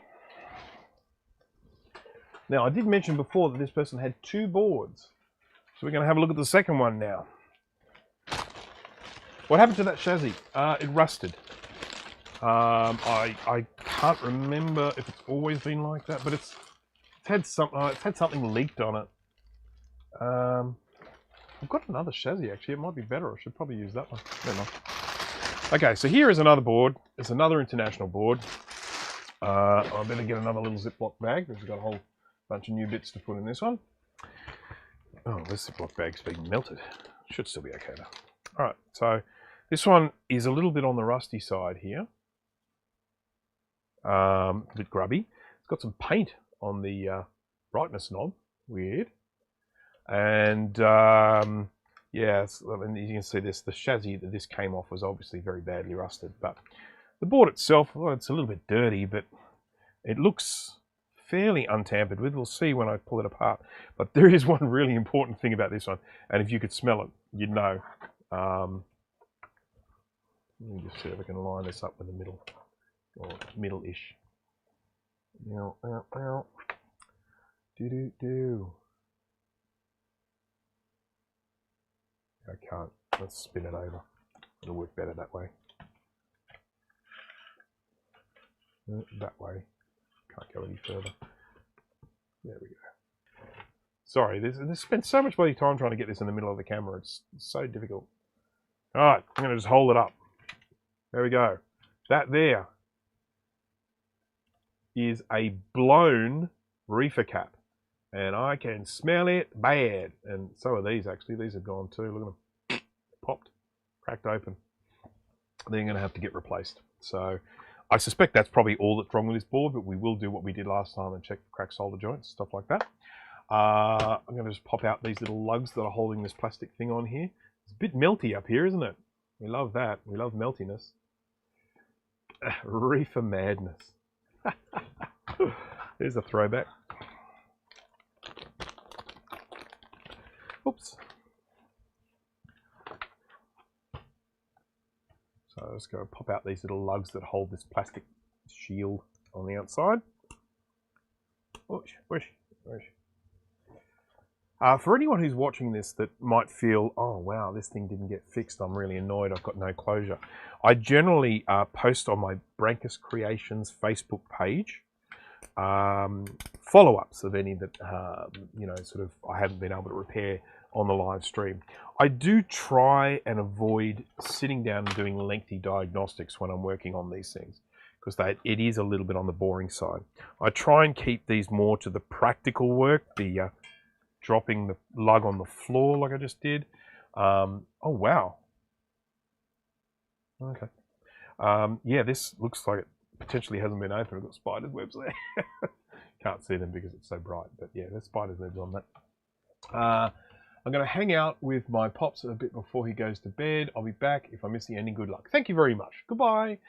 Goodbye, Jay. Thank you very much for joining and for your super chat and for your helping me promote my channel and all that sort of stuff. It's always appreciated, so thank you for that. Let's get rid of some of these webs. Even though this has rust on it, we'll just see what it's like. We'll do the normal thing that I did before. We'll check for cracked solder joints. And I can also use this potentially as a comparison of that other board to see whether if any of those components that were taken off were put back on the wrong way. I can compare them with this. Interestingly enough, the resistor I replaced on the last one is this one here, R55. See how big this one is here? This board, they clearly put a much higher wattage resistor on it. So, yeah. Right, let's get these reefers off because they look reeferlicious. Okay. Yeah, all right, just making sure I know which ones I need to remove. So let me get a quick look at these solder. This one has been stored in a shed or something, somewhere outdoor, because it hasn't been used much by the looks of it. The joints are quite clean, but they just look a little bit tarnished from, you know, a little bit of corrosion. See a little bit of corrosion on a trace here. I might need to check that. I think it still has continuity, but I still want to check it. Reefer. We've got to wait for this to get hot again. 350 degrees, 360, 365, 368. Slow, sorry.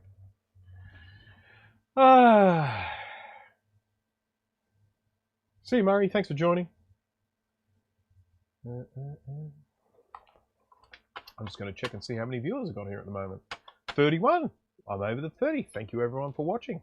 If you haven't jumped on and said hello, please jump on and say hello. JJ Brubaker, hello. Thank you for joining. We're on to our second Mac Plus analog board here. This one I think is going to be a fairly straightforward fix, and it's basically just got blown reefers. And I could tell that the moment that I actually looked at it, the moment I opened the bag, because it stinks. Because blown reefer capacitors smell terrible. I can just bend these pins up. There we go. Okay, so there's that. Oh, I've got these other two as well, which they are these ones here, there and there. Yep, okay. I mean, I've only already done this today once, so why should I remember?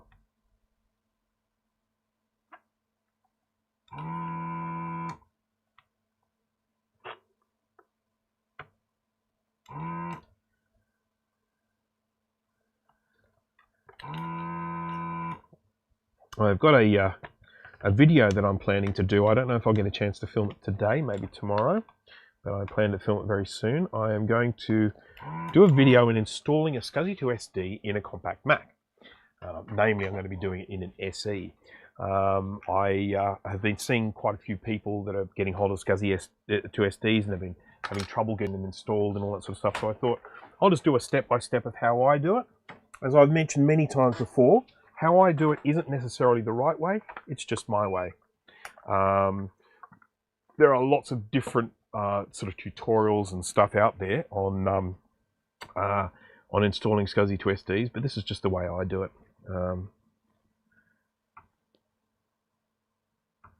So look out for that one if you're a SCSI to SD fan.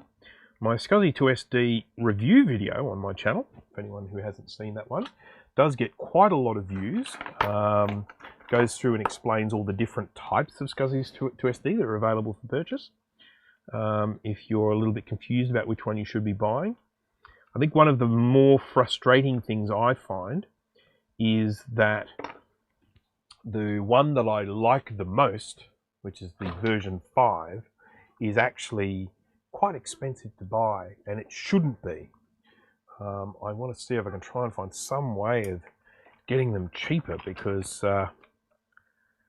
you know, they're a really quite a small little device, and I just sort of feel like these should be able to get made for a lot cheaper. The SCSI to SD version 5.5, which you can buy from Inertial Computing in the US, I like the 5.5, but there are a few things that I don't like about it.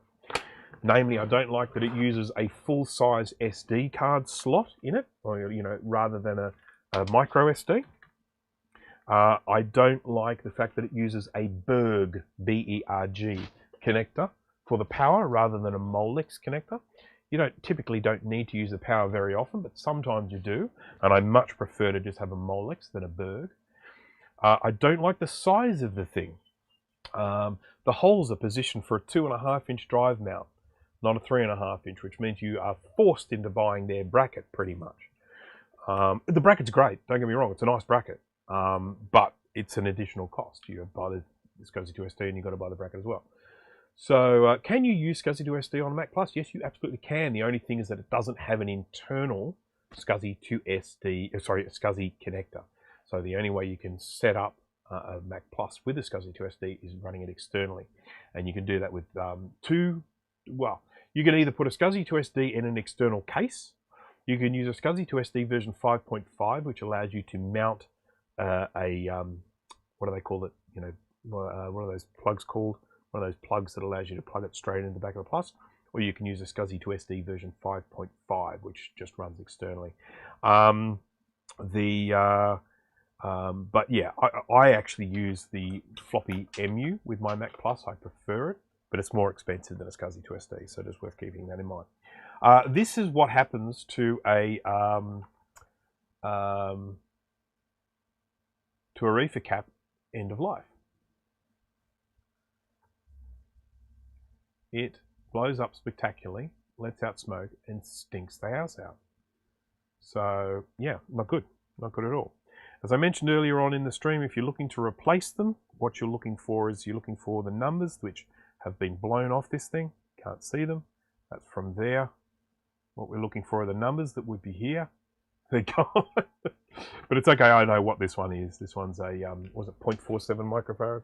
250. I think I'm going to probably replace it with a 275 volt. We'll see. Wasn't it? Oh, the bit's still here. Let's take that off. There we go.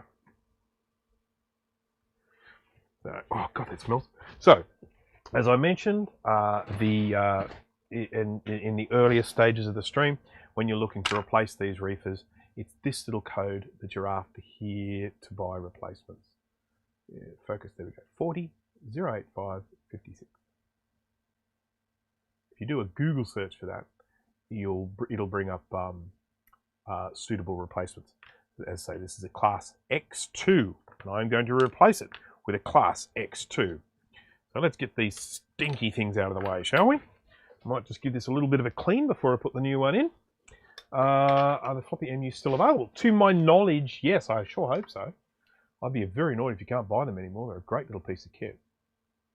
I mean, so I have noticed that because of the whole COVID thing, some of these specialist things have been a little bit slow to restock. You know, obviously these. Oh wow, look at that. Transformer's a bit wobbly. Okay, shall we check fuse? I mentioned before about checking the fuse because it never goes, but maybe it will go. Beep. Fuse is fine. Always fine. Let's get rid of some of this rust as well if we can. You can do without the rust. As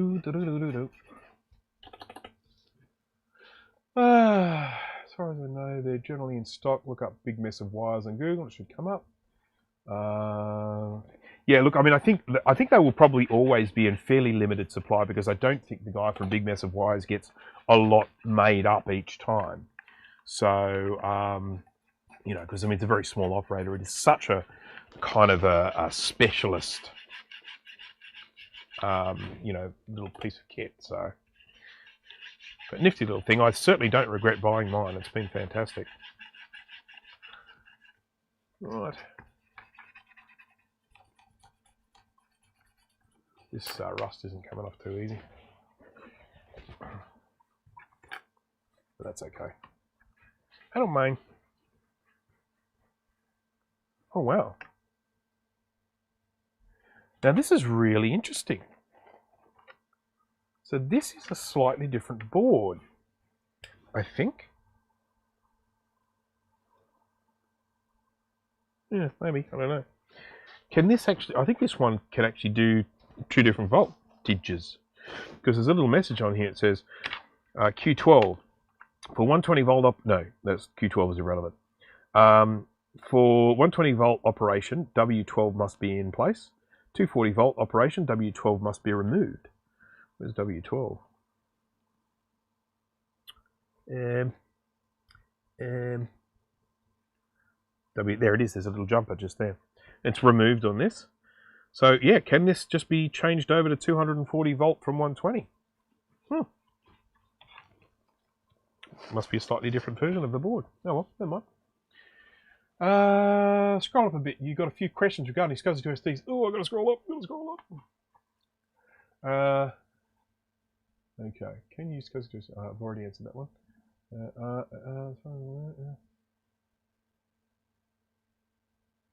I think I answered those, didn't I? Or unless there's, or do I've got to scroll up even more, do I?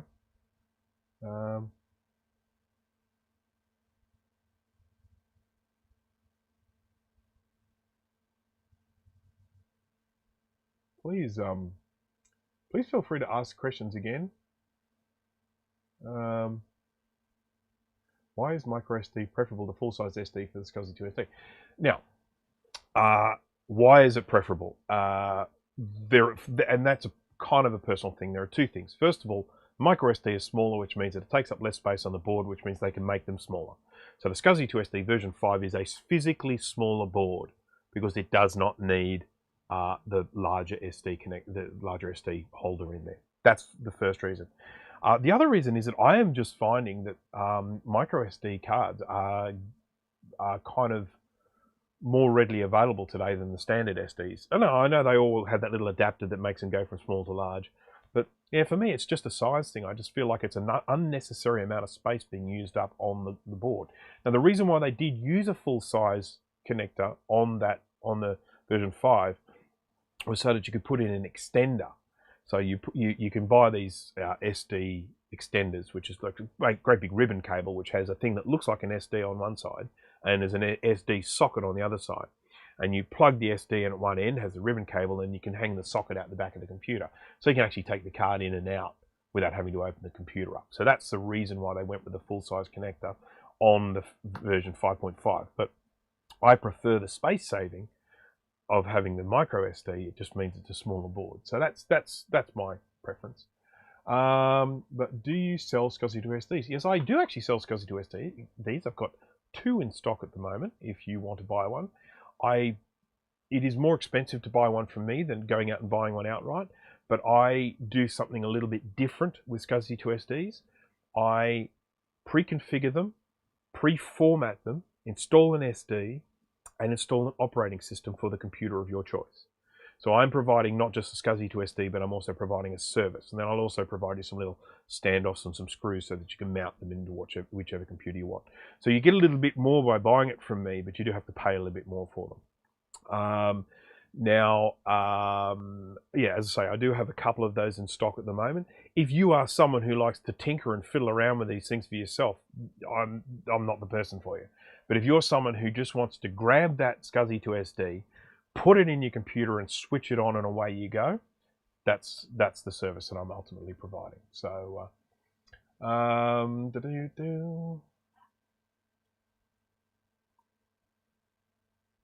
think I covered them all. If anyone has... How's the future? Hello, Brock. Welcome to the stream. Future is awesome at the moment. It's a lovely Sunday here at the moment, actually. So, yeah, got something to look forward to. The world hasn't come to an end, put it that way. So, you know, you're safe for Sunday anyway.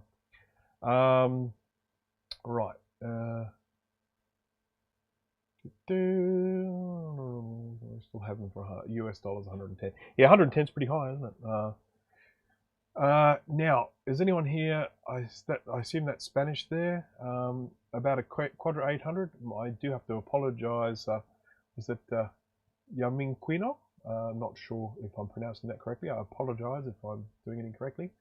There's a question about a Quadra 800, but I can't.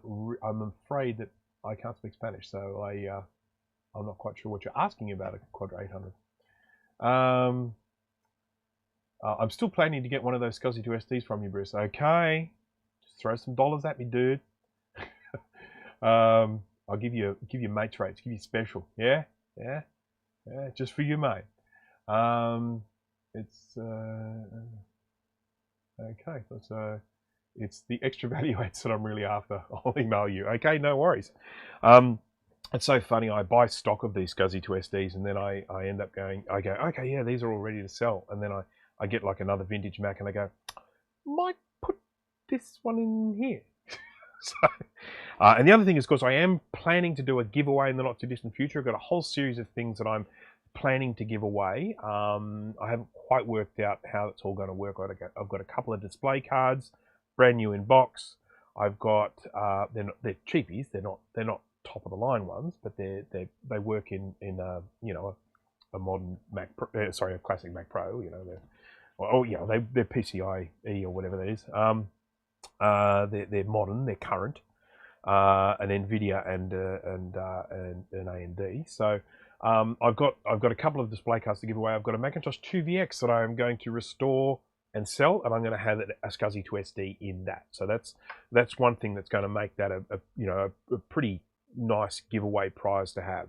It'll be a Macintosh 2VX, recapped, cleaned up, floppy drive restored, SCSI-to-SD installed. I'm going to do the whole thing as a live stream, or certainly parts of it. Oh, thank you very much, JJ Baker. That's much appreciated. Might need a face mask. For when? What now? I don't need one now. I'm just by myself. Okay, so okay.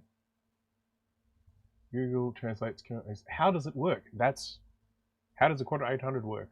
Or maybe it's a question of what is wrong with my Quadra 800 or something like that. And that's a hard one. Oh, Ron's computer videos. Thank you very much. Wow, look at all these super chats coming in. Yes, wow, that's a whole can of worms, yeah. I love SCSI-to-SDs. I have 2 in 2 machines. Yeah, I love them too. They're absolutely fantastic. I fired up my my SE30 the other day, and I just realized it had a spinner hard drive in it. I'm thinking, what are you doing, you crazy person? I've got to replace that.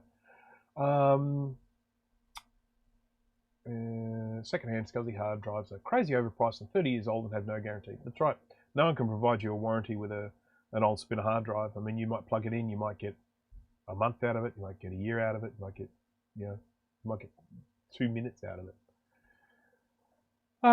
Things are great in Victoria at the moment. Yeah, my sympathies.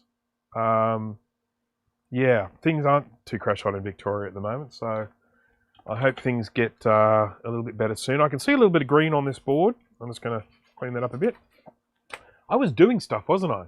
I was being a Dana here. I was being a Dana does stuff and doing stuff. I am going to replace these reefer caps so that we can test this, so that people who have been sitting here patiently watching the video can actually get some closure and see a Mac Plus working, potentially. That makes a huge speed difference even in a Mac SE. Yeah, yeah. Look, they do. I'll tell you what, they really make a big difference in startup time. You know, when you switch those on, in particular. I mean, even when you're using like a floppy MU on the Mac Plus, you just switch it on. You know, away they go. Oh, look at that! I got one of those stickery things from Ron's computer videos. Thank you very much. Okay, all right. So, replacement for a reefer cap. Yeah, I hope it fits. Yeah, it'll fit. So this is a X2. It is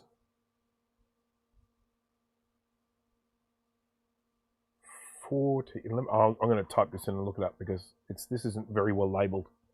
I'm going to put these numbers in. All right. Okay, so bear with me. I'm just going to put these codes in and we're going to look up what this is. I'm pretty sure it's the right one.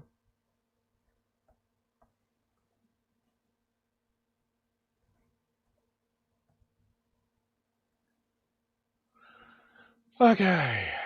Oh, let's calculate it.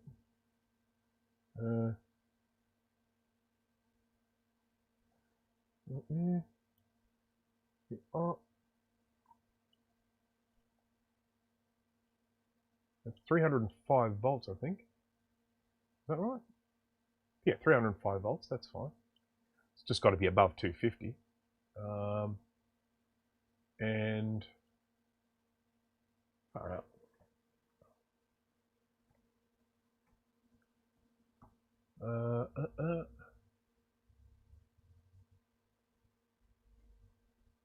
Sorry, folks. I realise this makes really riveting viewing me looking stuff up on the interwebs. Excuse me.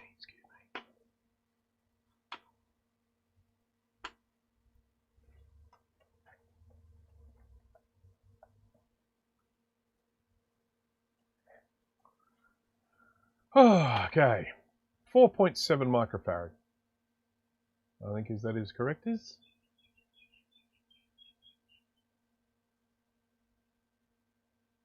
Which I think is what we want.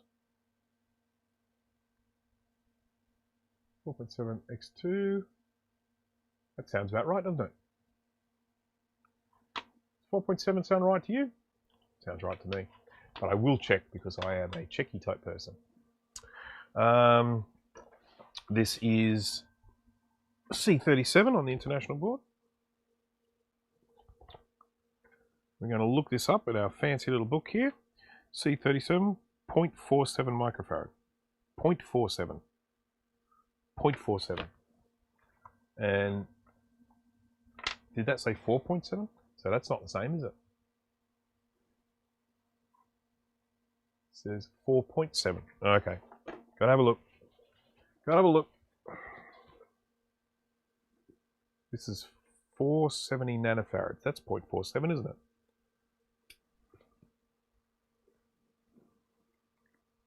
I'm really confusing myself now.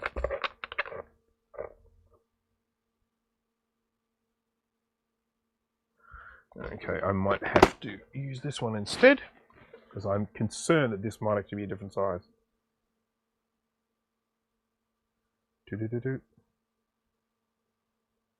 Yep, I think.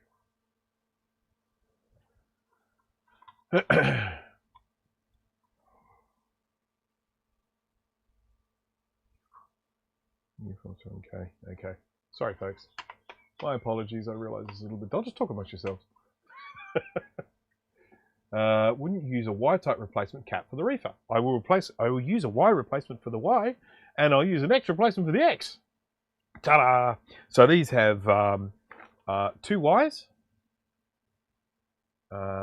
which I'm not looking here, so I can't even see it. There we go.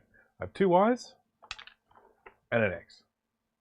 So I'm going to replace the X with an X and the Y with a Y. MacBoy 91 SI, thank you very much. Someone say reefer. Reefer! Reefer! Reefer madness! Okay.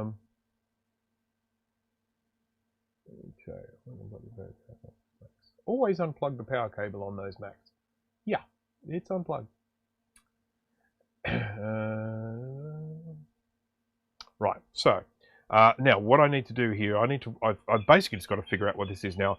I had this in labeled as 470 nanofarad, which is 0.47 microfarad. But now when I look up these codes, I'm getting something else, and I'm just a bit freaked out about that.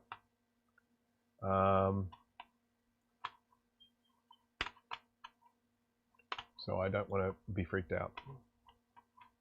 It's not how I like to be.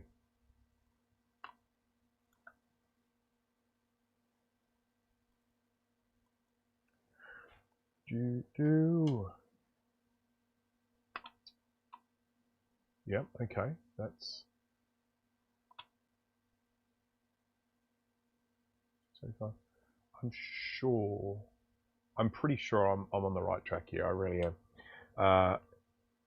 Actually, I wonder if I can just measure the capacitance on this.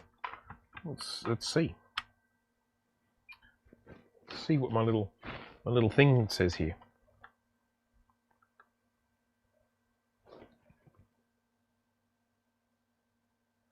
467 nanofarad. Okay, I think that is what we want. We'll just check that. I often get my nanofarad, picofarad, microfarad mixed up, but I just want to make sure that 470 nanofarad is 0.47, because if it's not, my calculations are incorrect. Yep, it is 0.47, and that is exactly what we need. So, okay, well, that was a very, very long and slow, boring section of this video, and I apologize in advance, but we did get to where we wanted to go. This is the right capacitor. Well, I shouldn't say that yet. I haven't tried to fit it in here. It might be too big. Okay, let's give it a whirl. Gonna have to bend those pins in a smidge. You go there. You go there. Yeah, it's a big one, but it fits. It does fit. Oh God, this stinks. This board stinks. The smell of a blown reefer cap is just, ooh, reeferlicious.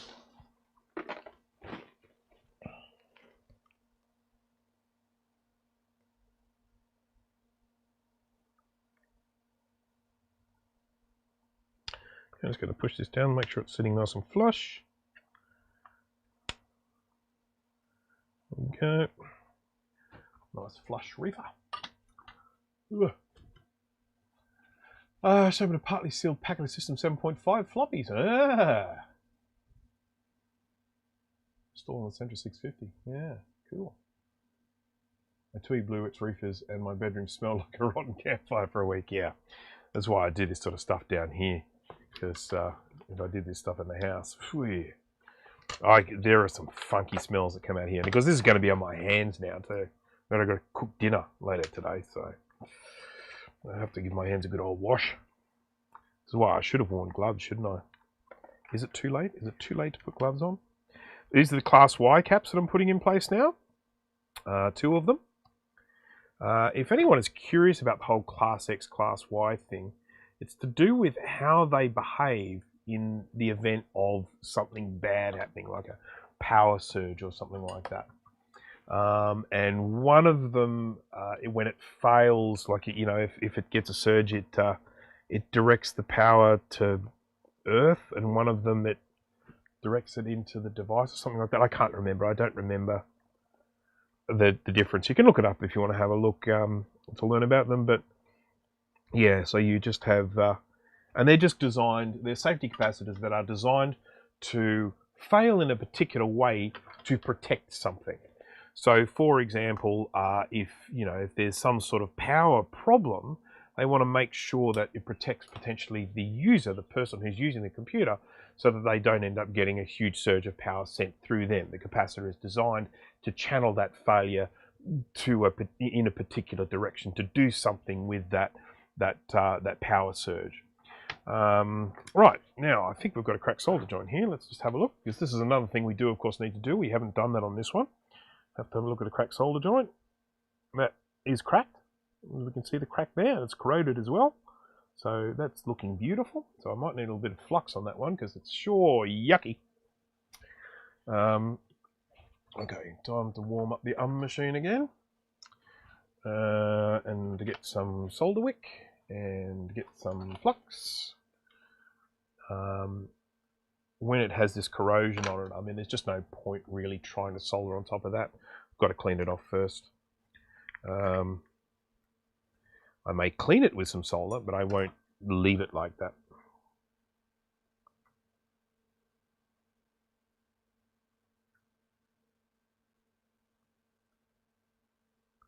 Got all this crusty stuff coming off.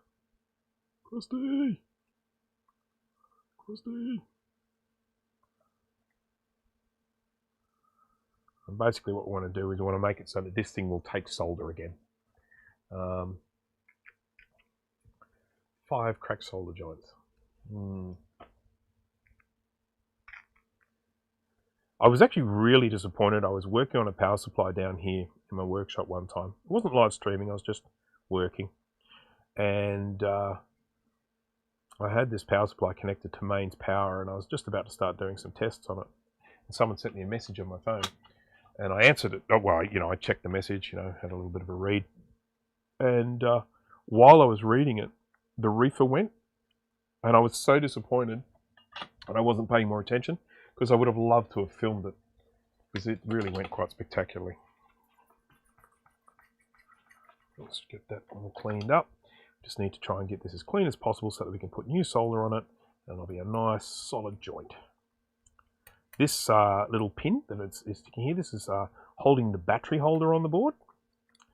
So just going to get that in place, and let's see if we can get this solder joint looking a little bit nicer.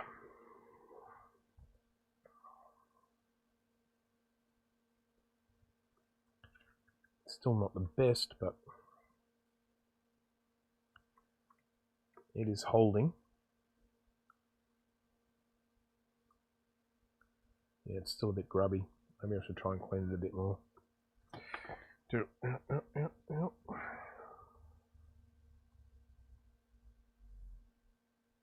Wait for it to cool. Still not cool.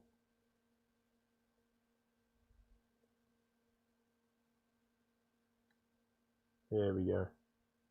Zoop. That took a while, didn't it? It stayed molten for a long time.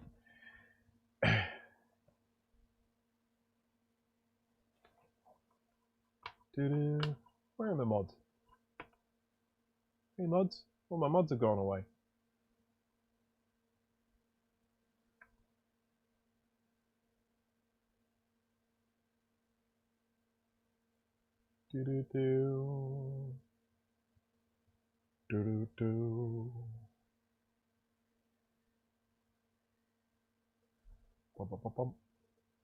Okay. Now, let me just get back here.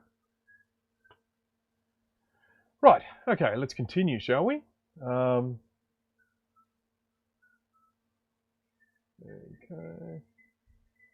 Right, we're all good? Okay, let's continue. Okay, so I think that joint is, yeah, that's all right. It's pretty solid. We're now going to look at those normal areas I was looking at before, the areas where you're likely to get cracked solder joints around the flyback transformer, where we're looking right now. You can't see that that's where I'm looking, but it is. As we can see, it's got this little ring.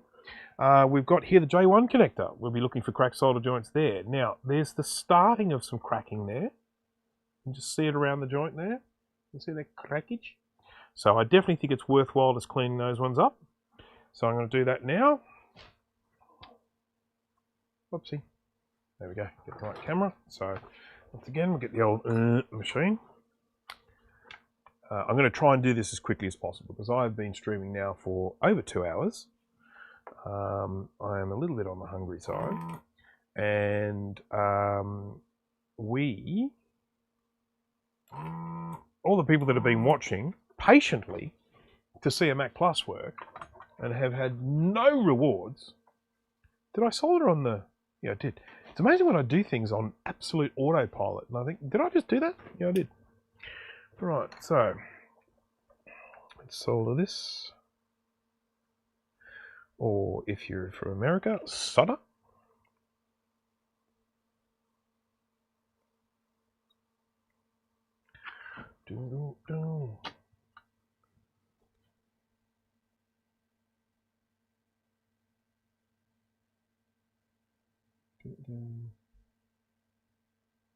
Yeah, I know. Tempting to sell the was it? It's the keyboards you're talking about, yeah, isn't it? Selling them separately. Yeah. I have people contacting me all the time saying, "Oh, where can I get a Mac Plus mouse or a sort of a keyboard or something like that?" And it's like, oh, you got to be lucky. I mean, you either get it with the computer. If you don't, you got to just stay on the lookout because they do come up for a good price every now and again. And generally, when they do, if it comes up for a really good price, I grab one. Same with the Missies.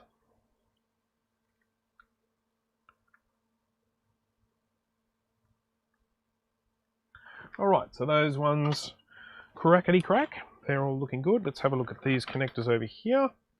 Whoops, I just dropped my little reefer. Sounds a bit rude, doesn't it? Okay, look at that. Boom, boom, boom. No, you can't see it. Now look at that. That, my friends, is a cracked solder joint. Just holding that nice.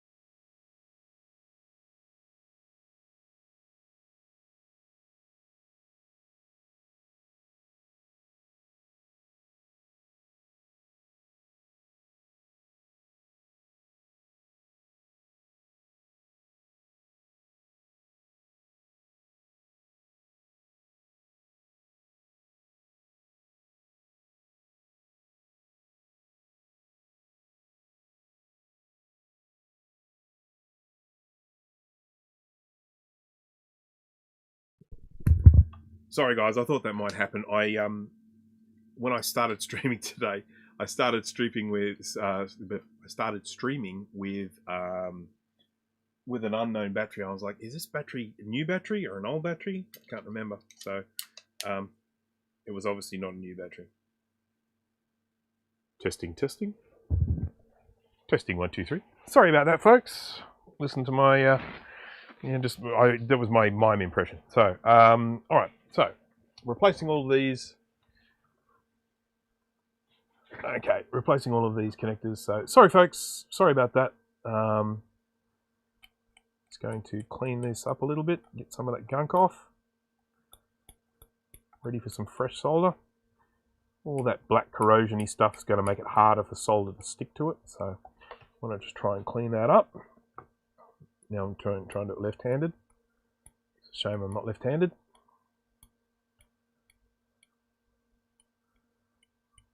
Okay, all right. Let's get some solder onto that. I'm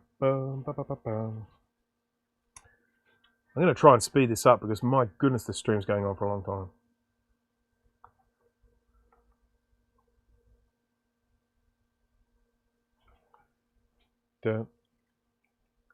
Okay.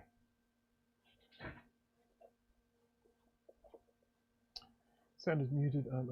Yes. Okay. Noises. Just making noises. Yeah. So yeah, basically what happens with this particular wireless microphone thing that I've got, each time I do a live stream, I whack a new battery in it. Now, I had been mucking around with batteries recently. I bought a whole bunch of new rechargeable batteries, and I was mucking around with them, and I couldn't remember if I put a fresh battery into the wireless thing or not. And clearly, I had not put a fresh battery into it, so I had ended up with a battery that lasted me a couple of hours, but didn't last me a whole stream. If I put a fresh battery in, it generally lasts a whole stream. We're nearly finished, guys. We'll try and reward people for their patience by showing them a working Macintosh Plus. Try and cater for the masses. Oops, I missed a pin, didn't I? There's one over there with a crack. Gotta fix that up.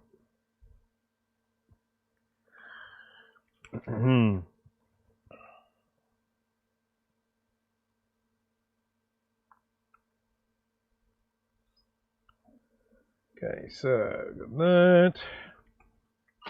And unmachine again. Gonna have to clean this out soon. I've been doing a lot of solder sucking today.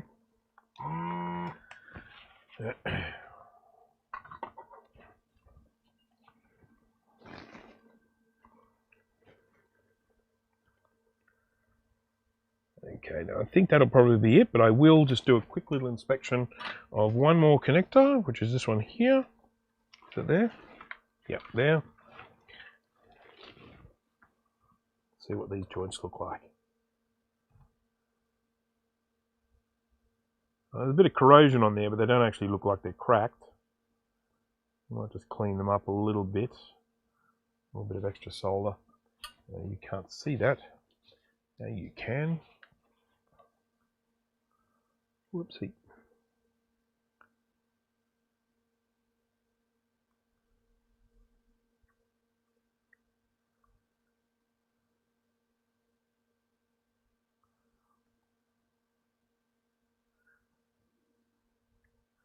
This one here on the end is probably the worst.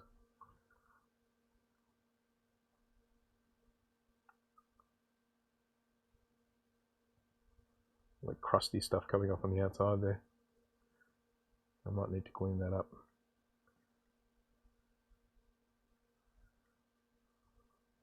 Just gotta suck a little bit of solder away. Sorry about the focus, guys. This board is so kind of wonky on the desk that it's just it's getting a bit wobbly. Come in and out of focus. There we go. Don't take shortcuts. Don't take shortcuts.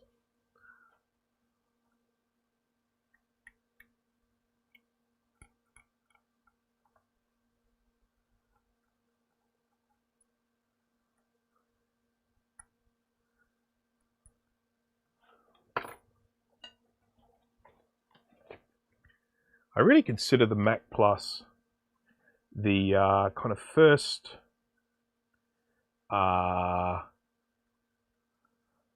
good Macintosh. I get the historical aspect of the 128K and the 512K and everything, but the with the Mac Plus, you know, coming with, you know, megabyte of RAM, expandable up to 4, you know, I felt like it's a, you know, better machine.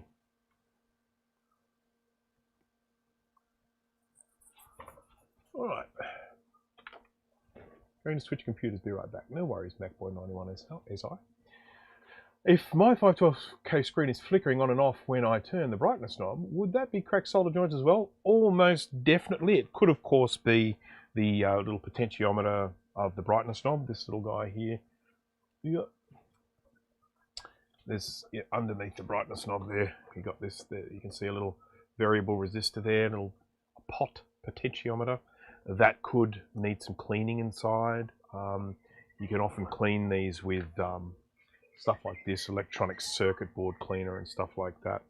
And you can get a little of this in here and you give it a bit of a spin. Oopsie.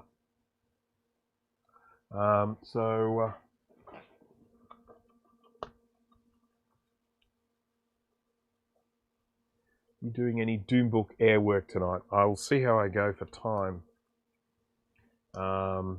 Yeah, maybe. I've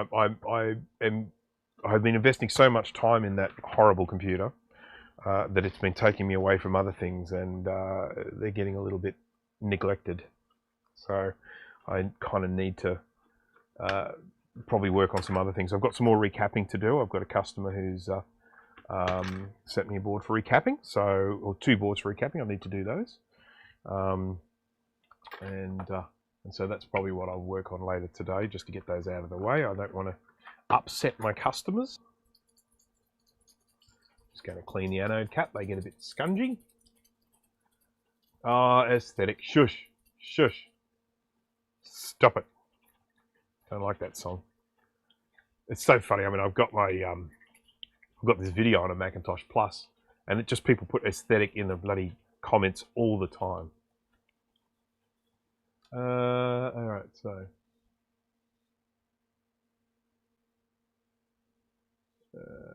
got my Mac LC recap, works brand new. Need hard drive, cool. Gives a bunch of links to vaporware music. Yeah, I know. Yeah, I know.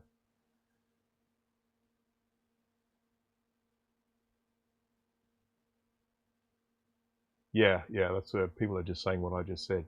Yes, the moment you put anything up with Mac Plus there, you end up with that, people putting aesthetic on there.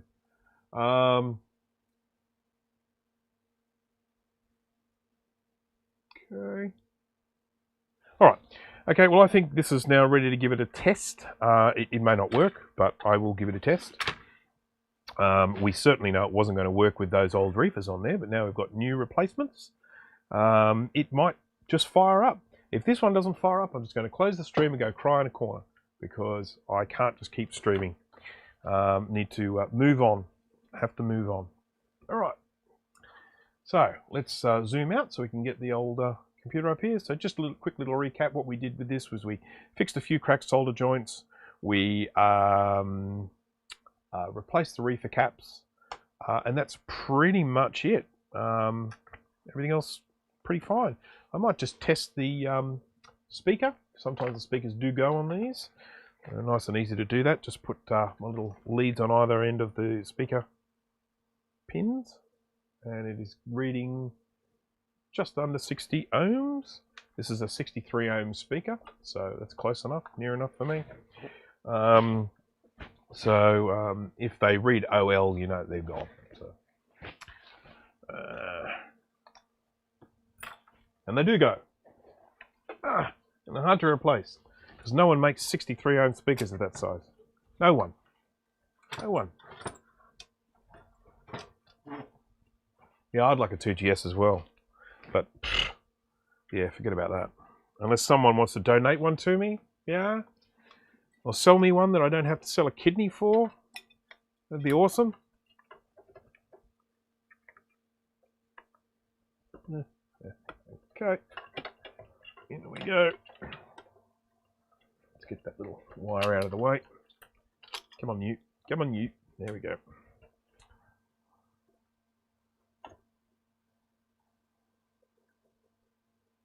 Okay.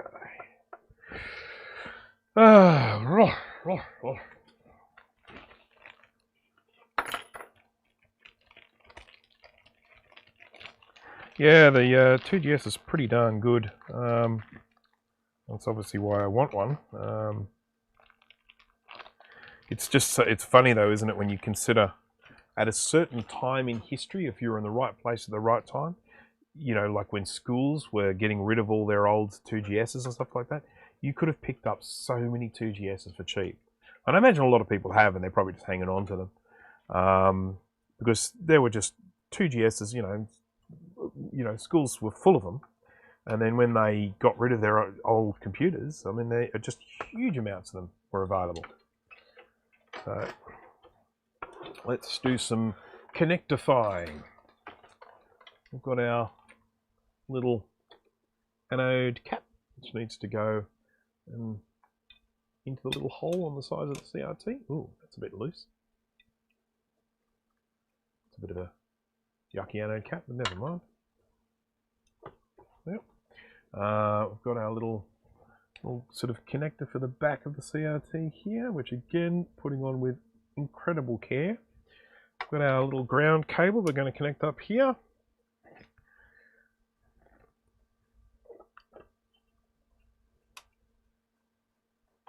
Like that. It's an ugly board. It's an ugly board. This one's a dirty, ugly board. I think we're okay. Right, so I think everything is connected. This one here, I was more confident about the other one working than this one. I think this one here is probably a higher likelihood that this is not going to work. So it's probably just going to prove me wrong and work. That'd be nice, wouldn't it?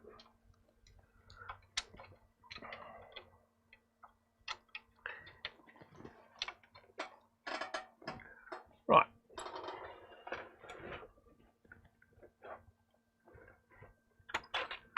Oh, shivers. That's the mouse I need to control my computer, so I will need to grab it. Okay, so as with the last time, what I'm going to do is I'm just going to fire it up, check the voltage, if it's working, of course, and we'll go from there. So I'm going to plug this into the power, which always freaks me out a little bit when I've been doing this sort of stuff. So just, you know, be calm. If the stream just suddenly stops, I've probably blown a fuse, so don't freak out. I'm sure I'll still be alive. Okay, we've got power. Nothing's blown up yet. You ready? Dun, dun, dun, dun, dun, dun. Let's wait for that noisy car to go by. And absolutely dead as a doornail. No bip, no chime, nothing. I'll just leave it for a minute, just in case it's just, oh, look at that. How do you like that? Isn't that cool? Wow. It's like a little VU meter going up and down there. That's fancy.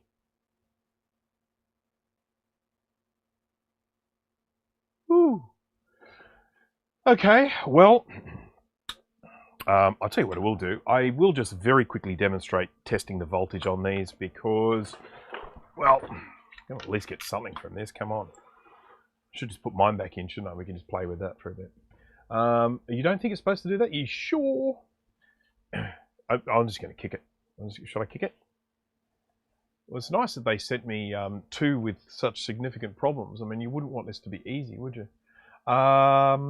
Voltage. Let me get a couple of little testy proby thingies.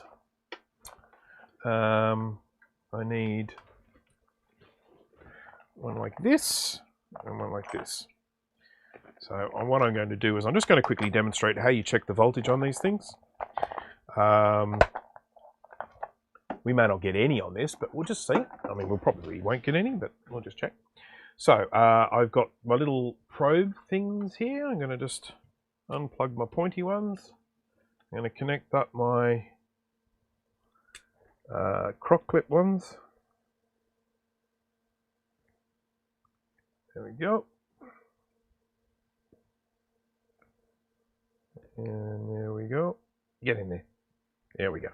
Right, so these have now got little croc clips on the end so I can attach them. So I'm going to attach one of them to ground and the other one I need to attach to paper clip, and I don't know that I have a paper clip here, so I'll have to find something else.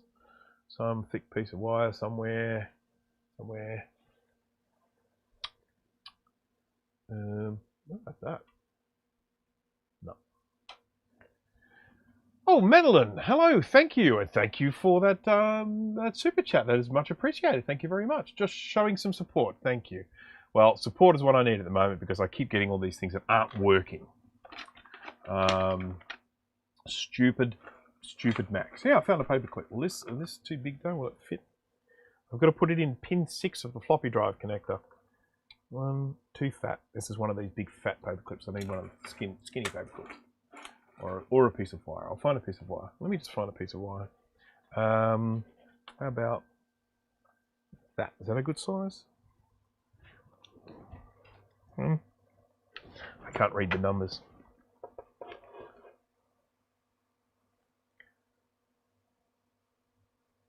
One, two, three, four, five, 6. I think it's 6. It's 5 or 6. Okay. I'm not sure if that's going to make good contact there, but we'll see. We'll put that onto voltage, DC voltage, and we will connect this up here, and we'll switch it on, and I will get exactly it's not exactly at all, actually. I'm getting 3.7 volts through there. Let's have a look so I can show you that there. 3.7 volts coming out of where should be 5 volts. So we clearly have issues in this power supply. It's not coming up to voltage there. So I'm going to have to go through and test a few things to get that up and running. But as I said, with the stream that's been going on now for so many hours, I am not going to submit everyone to that because that will just take way too long. People need to get back to their lives. But what I generally do with these is I do follow-ups on my Brankus Creations Facebook page. Hang on, what's this? Did you get the floppy drive icon just before switching it off? Did I? When? Are you talking about this when it was around the other way? Did I? Let's have a look.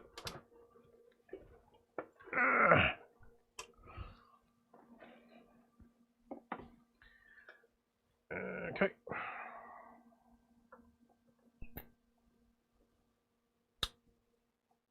"36 people watching. You're not not pouring anyone."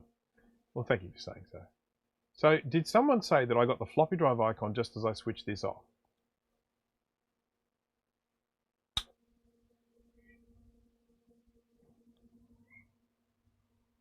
I didn't see it. What I can do is I can just twiddle with the voltage adjuster, but when it's that far off, it's most probably not just the voltage. But I can do it. There's no significant harm in it. I don't think I'm likely to wreck anything, but we'll just do that very quickly. There's a voltage adjustment on the side. If you're wondering where it is, you just need to grab the sheet like this. This is the protector that comes on the side of the board, and it tells me that the voltage is this one here. So it's right there. So I'm going to stick things in there.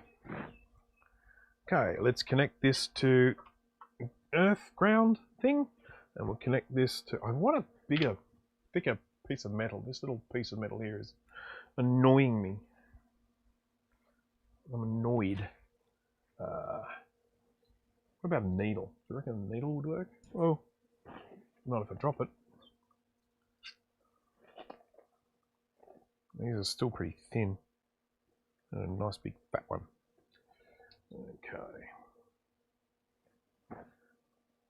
Okay, let me go count that across again. 1, 2, 3, 4, 5, 6.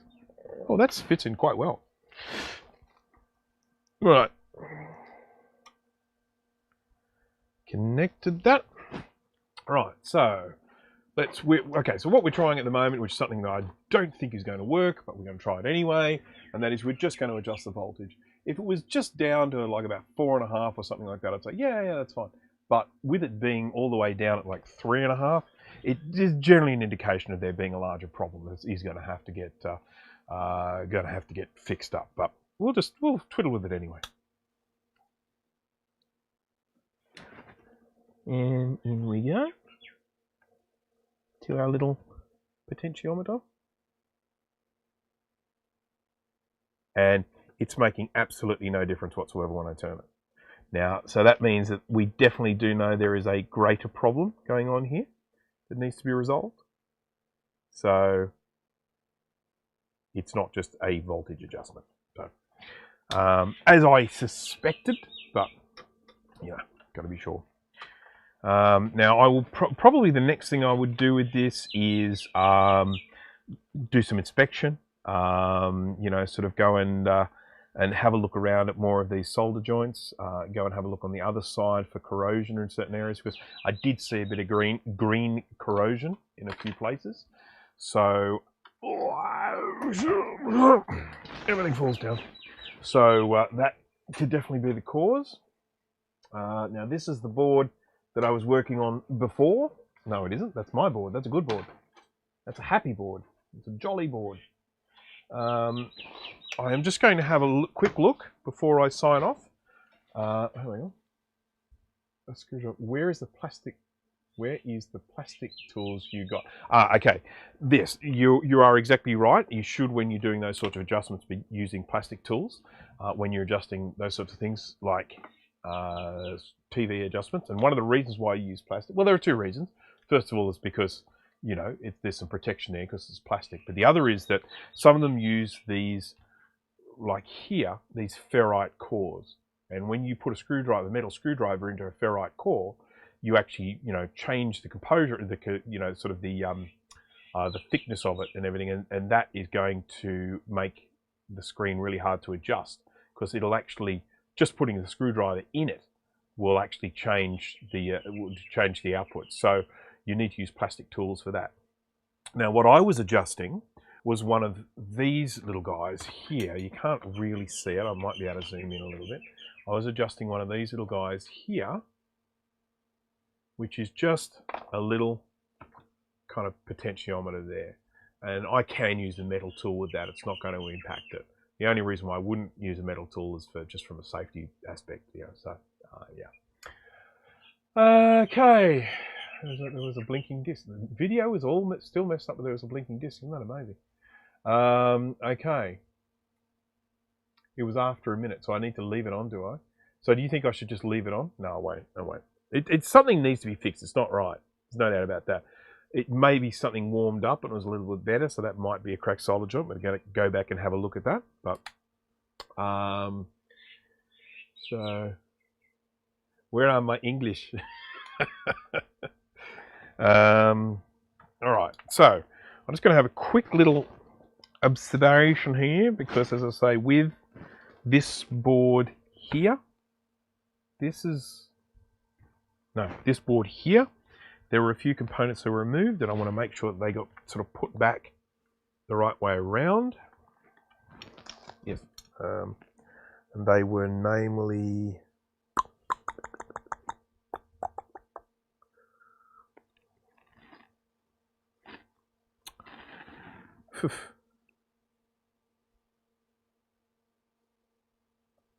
looking. Oh, that's right, there was that one there. Oh, that was just a cap. So, what? No. What? What?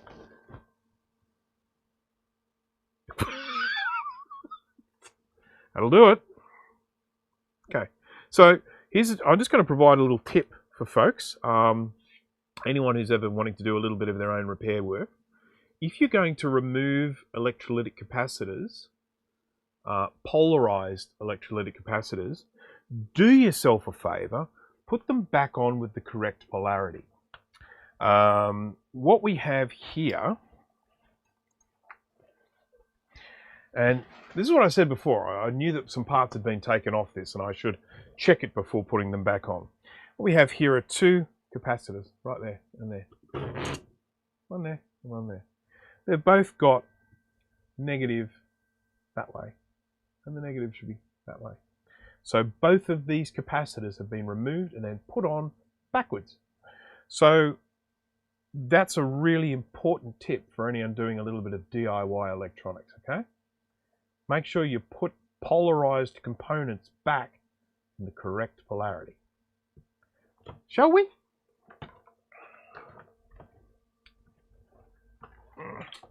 Gotta wait for the arm machine to warm up again, sorry. Okay, so for all those people that were just desperate to get away, I'm sorry you're gonna have to hang around a little bit longer, because when I'm looking at something like this, I think, you know what, this might just fix it. Turn the negative into a positive. You've got to accentuate. No, I won't sing. Wow, that's quite extraordinary.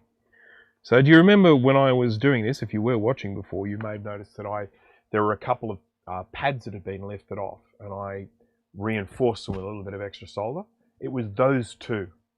They were the capacitor that had been taken off and put on back to front.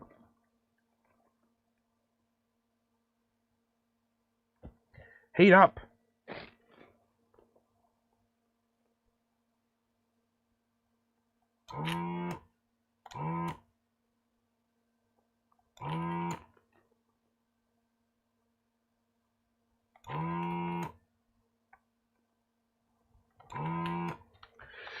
I love this thing. So this is, I don't think I have a link to this. It's Hippo or something, the Hippo brand. It has problems. There are issues related to the fact that it is a little bit on the cheap side. But yeah, I think I should just replace the caps while I'm at it. These look like they've been manhandled a little bit, so I think I might replace them. 2200 16 volt.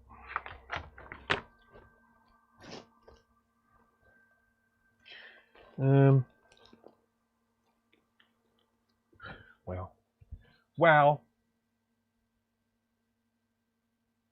It did make a slurp sound, didn't it? Yeah. There was a lot of solder I put on that one there. What did I say? 2200 16. 16. Oh, look how low 16 is in the pile.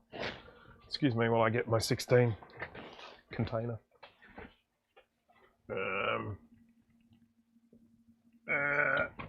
I haven't grabbed a 16 in a while, have I? There's a bit teetering. Whew.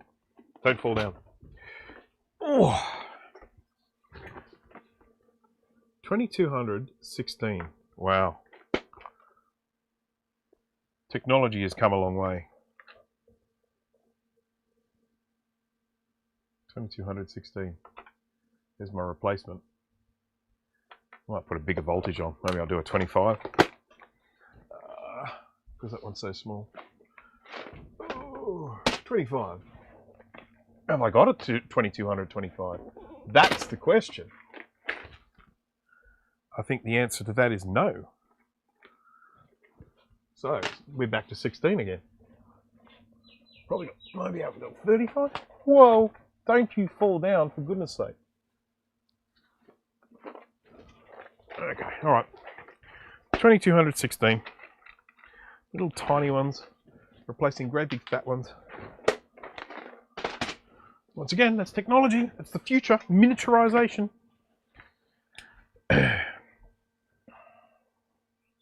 It really is quite extraordinary. Look at the difference in size. Right, so we put the plus to the plus and the neg to the neg.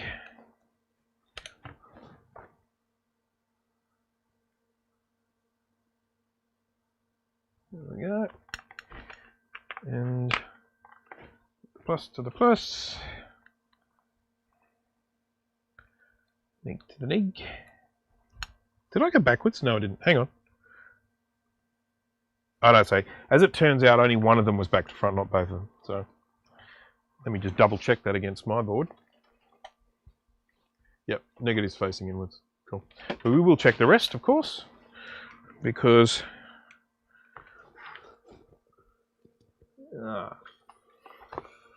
fluff. Okay, very good. We're good, everyone. Don't panic. All right. Oh, lost my goggles. Ah.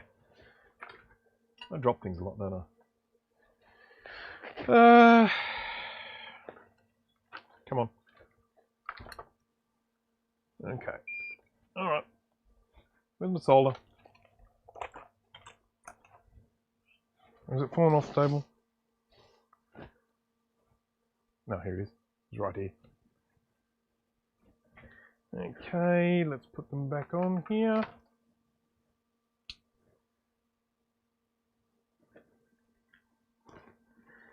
Okay. Let's hope this is all it is. Be nice and easy if it was.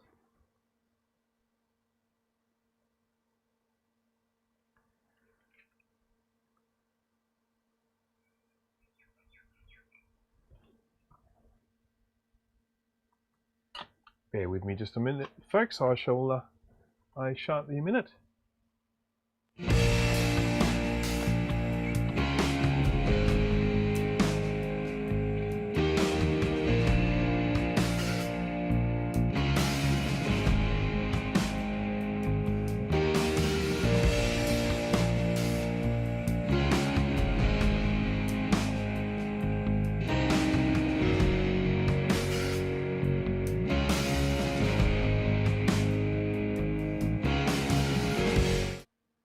Sorry, folks, just needed to communicate there for a moment.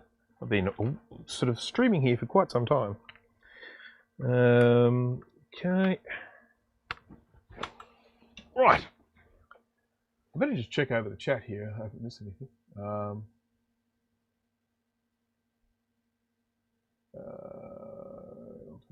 Worth owning them. Yeah, yes, no, you're right. They could turn this thing around. Was this the board with the messed up video that I tested a few minutes ago? No. So I put that board just to one side because I want to go and do more stuff to that.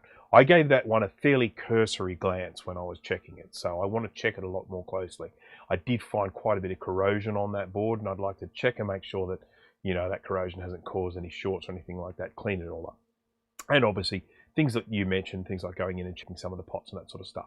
But look, it is generating some voltage. It's just under voltage, and that's something that's going to be fairly easy for me to diagnose. So that's all fine. But I'm putting that to one side at the moment because this is the board that was going flippity flip-flop before. And I just started checking it. And when I was working on this board before, I noticed that some of the components had been removed and put back on again. And I thought, let's just check those, shall we?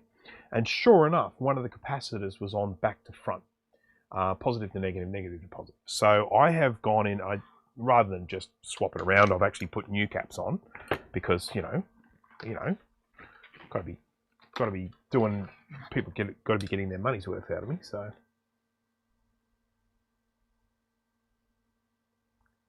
Okay. So I've now put these new these replacement caps on. They're like half the size of the old ones. I'm just going to check some of the other solder joints that I saw had been messed with. That can only go on one way, so that should be fine. Just have a quick look at these electrolytic caps. That's fine. That looks fine. That's not polarized. That's fine. And I can't see, but I think it's fine. I don't think that's been removed. Or maybe. Let me just check. That's right. We're good. I mean, seriously, that one cap being on the wrong way could definitely be the problem. But we will just check. And this will be the last thing I do before I then call it a day. Hopefully we'll be calling it a day with this working. And if this does fix it, I will be able to flag this as having two faults. Fault number one, a blown resistor. Fault number two, user error. But not me. It wasn't me. Don't blame me. Someone else did it. Okay. We're good. All right. So I think we'll give it a whirl. Okay. All right. I'm going to have to, take the other board off. I've got the other board in there. Okay, all right. Gonna have to discharge this, even though it's probably fine. I'll still do it because, you know, we're all the safeties here. We're all about safety.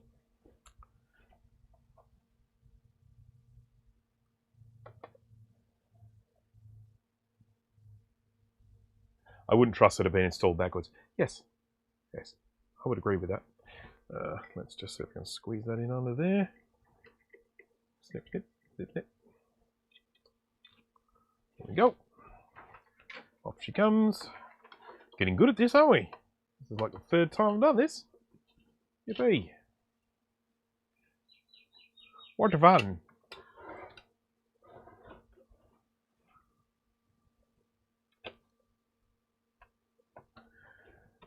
Oh man, I can still smell the old reefer stink on this board. Actually, it probably doesn't help the fact that I've got the reefer sitting right here. Need a little screwdriver. Here we go, and I need my little Ziploc bag with my bits.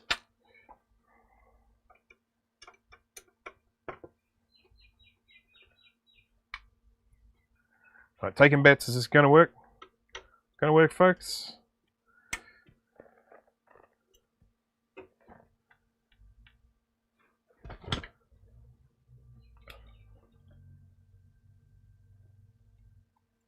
Don't break my Mac, because it's mine. I don't want to break it.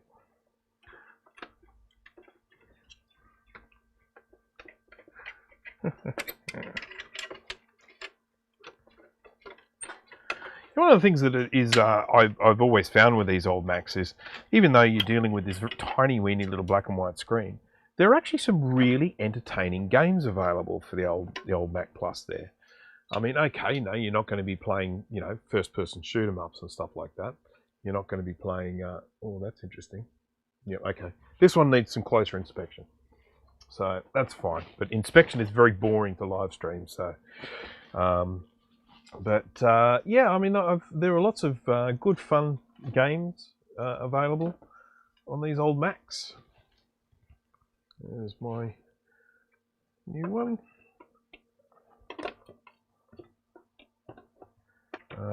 It was a game that did work in colour, but it worked in black and white as well. You could play on this Mac Plus. You could play Civilization 1, Sid Meier's Civilization. Now, of course, it was black and white, made it a little bit hard to see some of those little icons and stuff like that, but it was still quite playable.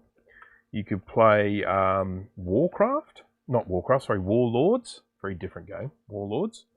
On this, it was quite fun. Yeah, some good games out there, and there were some of the more basic ones as well. But yeah, you could have some good old gameplay on these old Macs.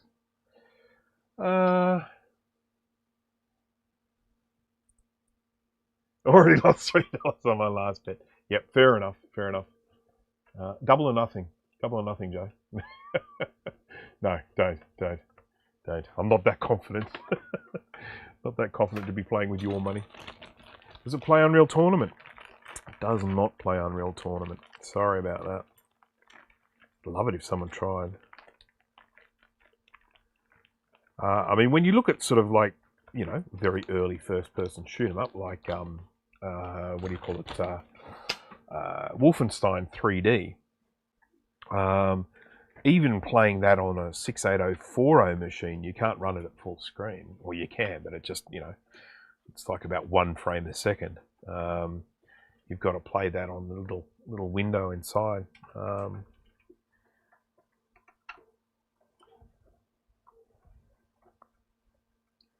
Screw, done. Oh, now let's do a J1. Connect up my old J1. That, and then I better connect it to the logic board as well. It won't work particularly well without that. Floppity flop flop. So, just to remind people what this did before when I fired it up, is it flopped. It went flop, flop, flop, flop, flop, flop, flop, flop, flop, flop, flop. So, what we're hoping for is something that doesn't go flop. Dun, dun, dun, dun, dun, dun, dun, dun, dun. Just doing all double checks, because sometimes you just have one plug you forget to plug in and Chaos ensues. All right, plugging it in. No fuse blown. That's good. Oh, look at this. He doubled the nothing. How about that? Well done. Thank you, Jay, very much. This better pay off. Oh, dear. Okay. All right. Here we go. 3, 2, 1. Still flopping. You know what I am going to do, though? I am going to check the voltage. Poor Jay's been robbed. Poor Jay. Sorry, Jay. No more super chats, all right? 2, 3, 4, 5, 6. Pin 6. Connect him to ground. And then we have a look at DC volts. We are currently getting 0.5 volts. That is not good. All right, well, I can't say I'm overly surprised that this one still has some problems, because let's face it, it's not a good sign when someone has pulled parts off it and then put them on back to front. So this is going to require a little bit more in the way of inspection and checking and everything. But at least it was a lot of fun doing it. Well, maybe it wasn't. It was for me. What's this one? This is the one that I need to inspect, which is what I'm going to do next. Probably after eating something. All right. Okay. Well, I think I'm going to call it a day, folks. So I want to thank everyone for sticking with me and watching. I am sitting at 34 viewers, so thank you to all you 34 that have hung around. Watch them all drop off now that I start talking about finishing up. Thanks again for watching. Thank you for persevering, and I'm sorry that I didn't end up in a more satisfactory situation with all these things, you know, sort of working. Let me just change views here to that one. Thank you to everyone for all the super chats. I really appreciate it. I got a whole bunch today, so that was really nice of everyone. I appreciate the generosity. I will provide a follow-up of these, which hopefully will result in them working, on my Brankus Facebook page. Hello, David. Welcome. You arrived a couple of minutes before I'm about to finish. Well, a couple of seconds before I'm about to finish, but thank you for showing up. So thanks for watching. If you want to know how this all turns out, just go onto my Brankus Creations Facebook page and follow and like and do all that sort of stuff. And when I do a follow-up of this, you'll get a notification. So much appreciated. Thank you, guys. Thank you, everyone, for watching. And I shall see you at the next one, hopefully. So bye now.